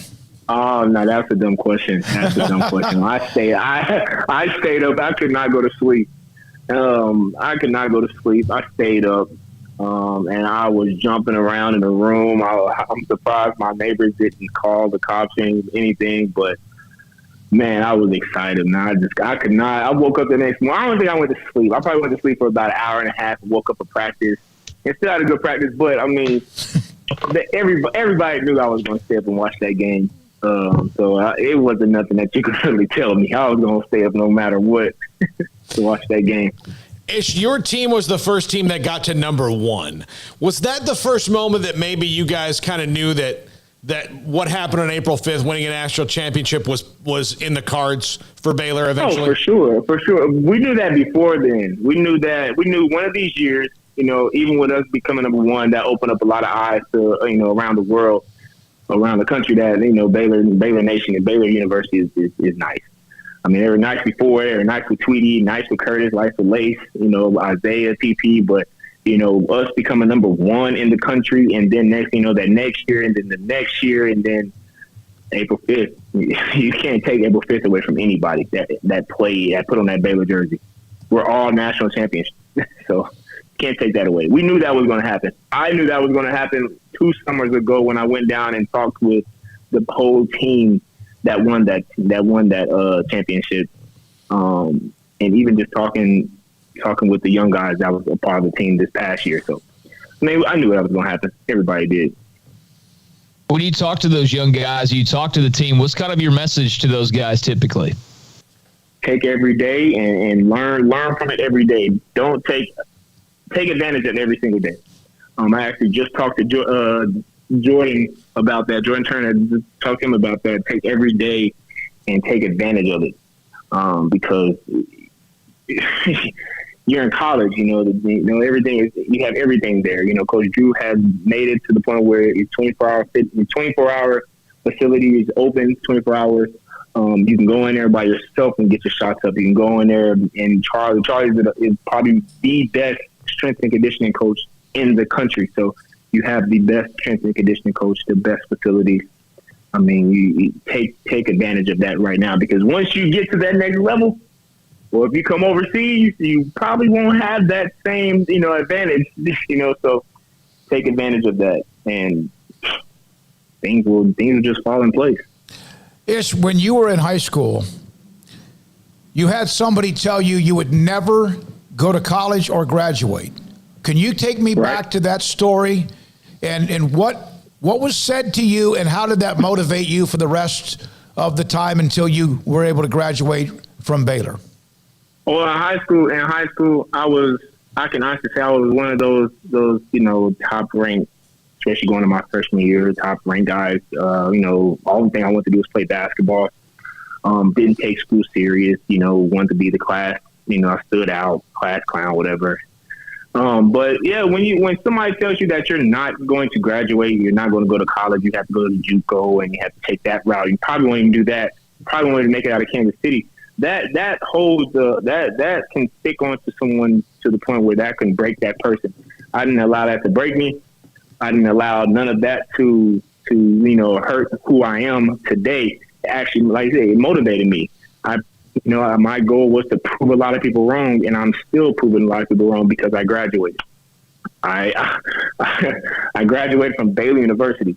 This is my 3rd year playing professional basketball, and I kind of could have played professional football if you really want to think about it. But I mean, I'm not gonna say any name who that person was, but I mean, the only thing I can say is look at me now. I had the last laugh, and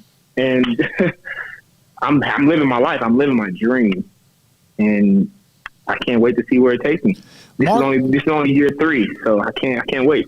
Mark Vital graduated on Saturday. He's the first person in his family to receive a college degree. I'm not sure if you saw that or not. Isn't what college athletics or athletics can do to give opportunities to Ish Wainwright, to give opportunities to Mark Vital, to break the trends or not be statistics or just fulfill dreams? No, it can do anything. That's something that nobody can take away from myself. Nobody can take away from Mark Vital. Mark Vital broke a family curse. I broke a curse, and it's many more kids that's going to break a curse. Some guys weren't able to do what we did. Some guys weren't able to wake up at 5 o'clock in the morning to go run miles with Coach Charlie. Some guys weren't able to. Some guys couldn't do that. So like I said, we broke that family curse. We broke whatever was going on with our ancestors. We did it. And so, I mean, it's a lot more kids that can do the exact same thing we did, and probably even better. some kids may come to Baylor and win 4 in a row, 2 in a row, 3 in a row, you know? So, yeah, you can't take that away from us. Ish, I know that Mark Vital was kind of, I mean, he's certainly his own guy, but he is a little bit after your own heart the way he plays, and was the whatever you need in this moment, that's what I'm going to do. And he was he was always bull in the China shop, but he was bull in the China shop at the beginning. What did you see from him and his growth from when you were here? I guess you overlapped for like 1 year with Vital, right? And then now, yeah. How did you see his growth? His growth actually I've been knowing Mark for a minute. He was there, I think, my junior year he came on a visit, or in my sophomore he came on a visit with Boog and all them, all the guys from Louisiana. We called him Baby Rico from the beginning. But seeing his growth, he actually redshirted my freshman year. Him and Tyson, they redshirted my freshman year, and I was so mad that they redshirted we redshirted Mark and Tyson. But just watching his growth, he has been through everything. Everybody at that side goes that weight up and down. And I mean, I kind of seem I did the same thing in college. That weight went up and down, but he stayed aggressive. He stayed, he worked on his handle. He worked on passing. He worked on defense. Defense was the main thing that he really worked on, and you could tell that he studied more. Over those 5 years in college, you could tell that he watched a lot of film on each defender that he went up against. And just even as a person, we had our talks when I was there. Him just lived, being before college, as a kid growing up, it was rough, so he took advantage of that college. He gave back to the community. He used to send, I'm pretty sure he used to send some of his stipend back home to his family. He had no choice, because his family needed to eat. He provided for his family, and now he's about to be able to provide for his family even more, so that growth is it was amazing just to see him grow into the young man that he is now. And I mean, I'm pretty sure a lot of prayer and a lot of, he's gotten a lot closer with God too. So that's also helped. Ish, I know that there's still, months to go before the season starts back up again, but, just hearing you talk about some of the members of this team, obviously they're going to lose, Davion and Maceo, and who knows what's going to happen with Jared Butler, and who knows what's going to happen with Matthew Meyer, depending on what he hears. But what do you think of the crop of guys that will be returning next year? A lot of players, it seems like, with some experience returning, but also some big opportunities in front of some guys. Oh, a big opportunity. A lot of guys, like you said, are going to be leaving. And I'm extremely proud of those guys, Davion, Jared, and Maceo. And, I mean, if the young fella, if Matt hears something, I'm going to be extremely excited that he hears something. I mean, whatever he hears, I hope is good. But the guys that's coming in, they're amazing kids. I've watched film on those guys. You got Kendall. You got, the young kid from Poland. But he's been playing against pros, so it's another group of guys, coaches Baylor's turned into one of those blue collar teams and blue blood. So I'm loving it.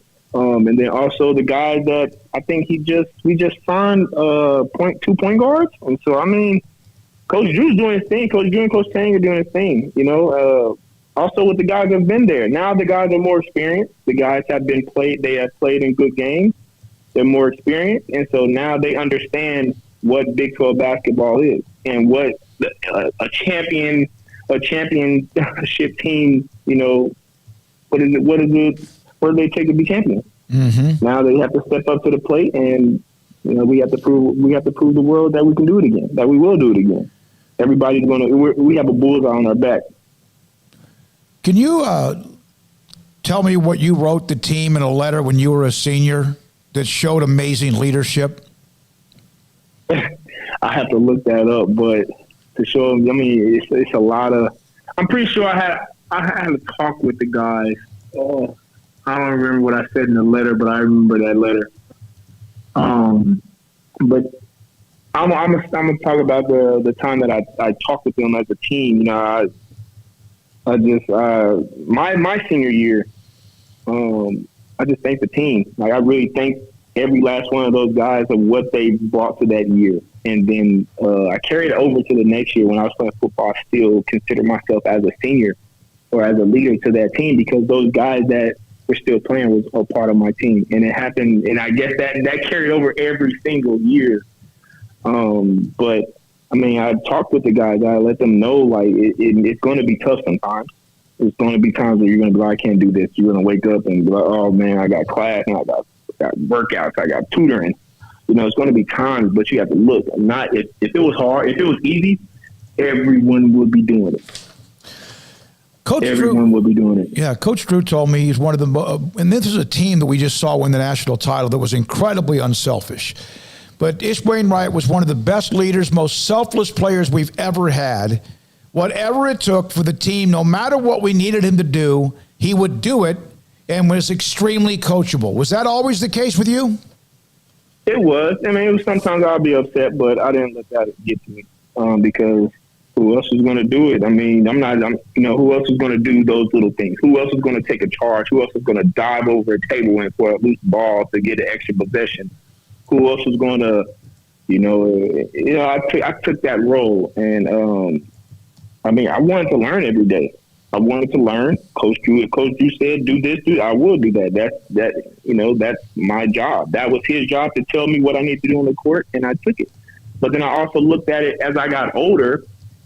You have a coaching staff that is relying on a bunch of 17 to 21-year-olds, to feed their families. So I looked at it at that perspective my junior, senior year, especially my senior year when I had my daughter.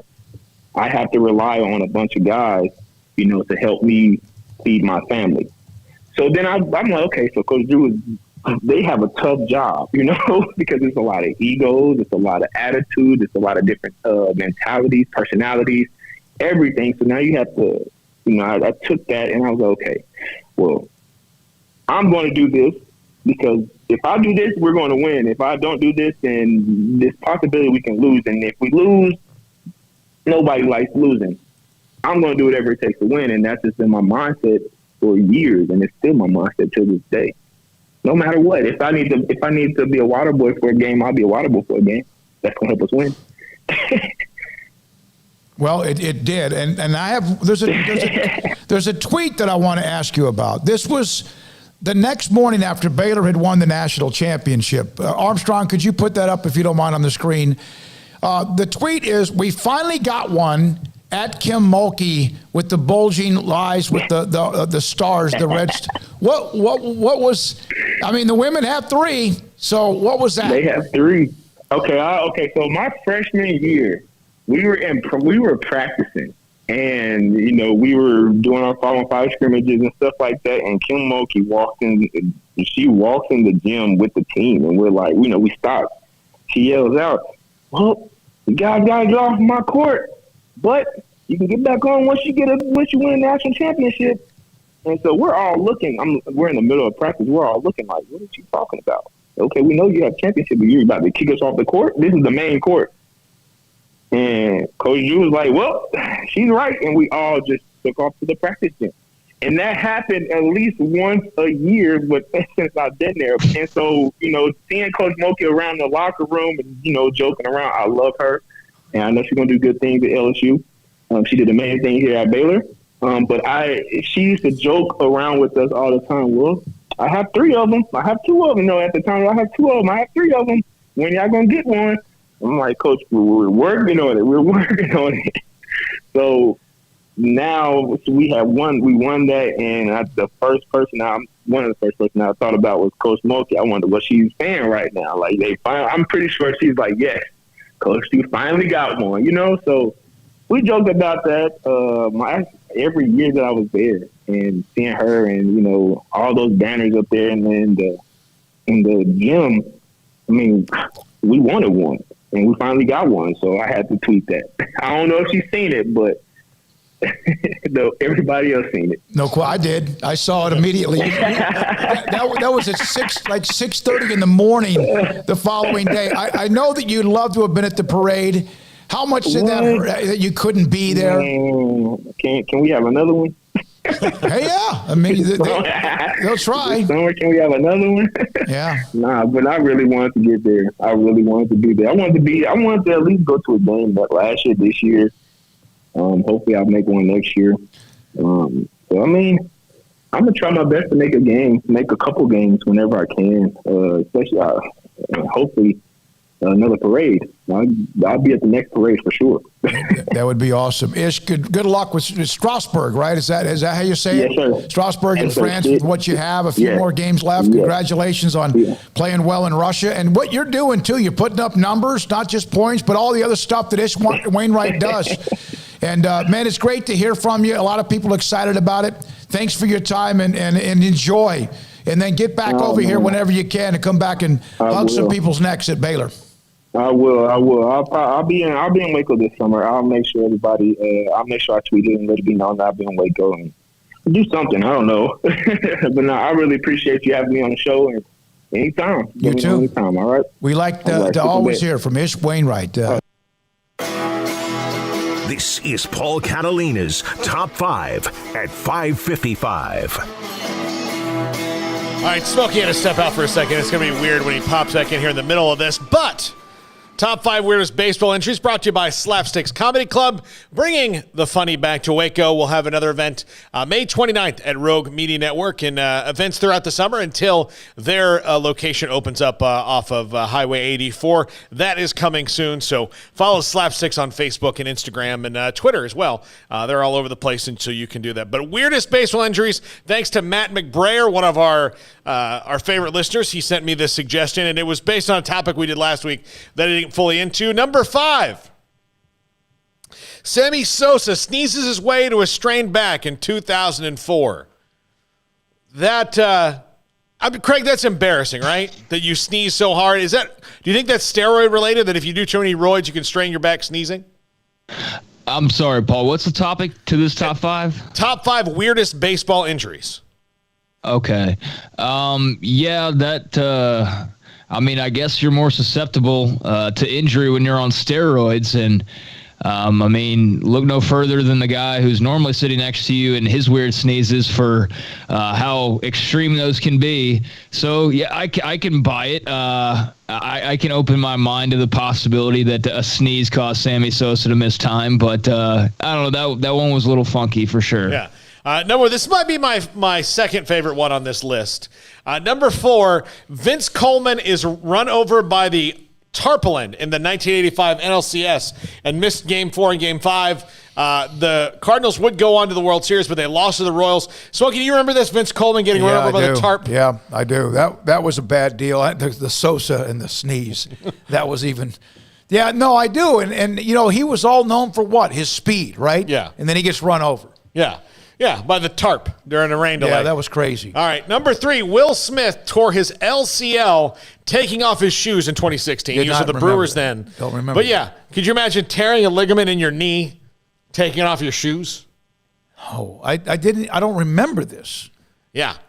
I don't even need to use my hands to take off my shoes. I can just use my feet to kick off my shoes. I don't know how you possibly tear your ACL doing that unless they were extremely small and he had to get a bunch of torque going to somehow rip them off his feet. Other than that, I have no idea how that's possible. Yeah. All right, number 2, Brian Roberts of the Orioles gave himself a concussion by hitting himself in the head with a bat after striking out in 2010.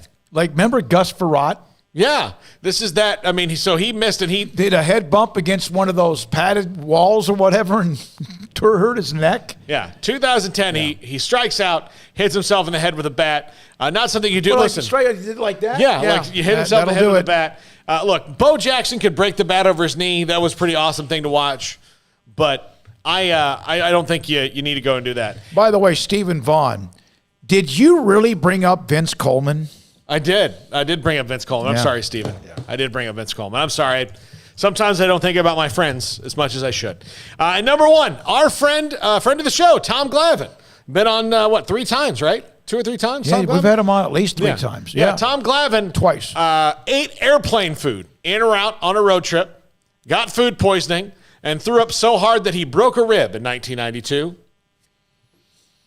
Yeah, that's that. You know what? I don't know if there's anything more painful than a broken rib because breathing, sleeping, laying down, trying to do anything, you can't. So in that, I mean, you've had that sick, like food poisoning lasts all night. You know, like even when everything's out of you, like it's still there. Like you still have that feeling like if you drink water, it's going. And can you imagine having that feeling on top of breaking a rib, like being nauseous and terrible and breaking a rib? But yeah, that one. When I sneeze, I hold it in.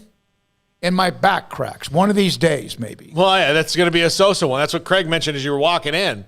You know, that's why when I sneeze, you know, Smokey, I let it all go. All my emotions and everything out. Yeah, and you do this, and then all of this is down here. I mean, look, nobody's perfect, Smokey. God. So that's why you hold it in, and then you may have a brain aneurysm, but it's worth it. Yeah. The entire act of the sneeze is to get stuff out. So to try and hold it in is going against exactly what your body is trying to accomplish by sneezing. Like saying sneeze, like, Steven you know what? Don's so mad with you. I don't pee. That's it. I don't like it. I don't do it. That's why the same hold thing. It in. It's not good for you. You gotta That's not a choice. You're going to eventually come out your ears or something, right? Yeah. So all right, good stuff. Poor very, Emma. Very nice. Poor Emma. I don't know how she looks at us weird. Like she doesn't know what she walked into. I feel bad. Oh, I think she knows. I think it took her a day. Jack came in off his binge, and he's here without a kidney, or what was it, liver? Well, okay, he can always have another kidney. If you're interested in one, it's laying somewhere between Freight and Scruffy Murphy's. You act like you know. I mean, look, I know that was a standard walk for you. I know that the Freight's new, but I know the flight patterns. I know the flight patterns. Where is that? Where is Scruffy's next to? No, Common Grounds is over closer to the campus, right? Yeah. Scruffy's is a pretty good walk. Remember I told you I went in there one night. I keep hearing about this place. So one evening I went over there. The guy contacted me. I got there, it was like 7:30 or 8. There was nobody in there. Yeah. And I realized. Jack, you hear this. He went to Scruffy Murphy's at 7:30 p.m. It was like being in a church. It was so quiet. There was nobody there. All the guys I had a couple of beers, but like 7:30 that's 3 hours right before that place starts that's up. 4 hours before that place. Maybe 10:30. 10:30. You used to not hop until midnight. Yeah. Golly. Yeah. I went by there. The guy was very, very nice. Thanks to Ish Wainwright. Appreciate his time from the Strasbourg, France Jeep Elite team. Also, Eliasa Anderson, Sam Houston playing for the championship Sunday against South Dakota State. Mack Rhoades giving us a couple of nuggets, including what Craig tweeted out, that they're going to have a home-and-home series with Air Force at some point. The earliest date for an opening would be 2024, so we'll see how that works out. Also, David Hellman, DallasCowboys.com. Tomorrow, Rangers general manager John Daniels. Tomorrow, Taylor Young, former Baylor linebacker, now a part of the North Texas staff. Jeremy Hefner, strength and conditioning coach for Lady Bears basketball, staying on staff with Nikki Collin, among others. Can't wait. Also, John Machota from theathletic.com. Craig Smoak, thanks for your time. Great to have you back. Thanks to Emma. Thanks to Jack, part of him. Thanks to Armstrong Sim, as always, and also thanks to Paul Catalina. I'm David Smoak. Thank you for watching, listening, and being a part of what we do and our great sponsors. SicEm365 Radio. Good night.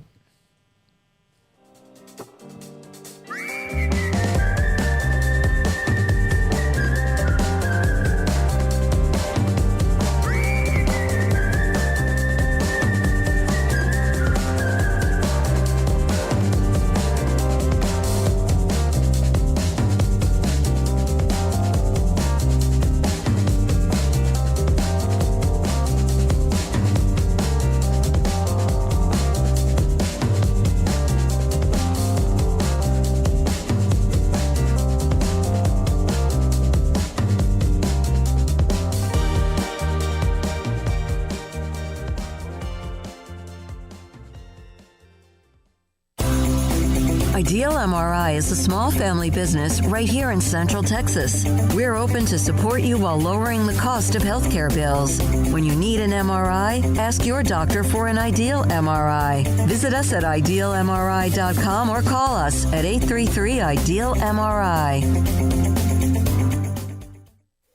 Stepping into the boots of a U.S. Army officer can add confidence and leadership skills to your son or daughter's career path. See all the things they can achieve in our boots at GoArmy.com. U.S. Army Waco Recruiting Company, 254-598-8131 or 254-776-1543. Texas Farm Bureau Insurance has been proudly serving Texans across the state for over 60 years.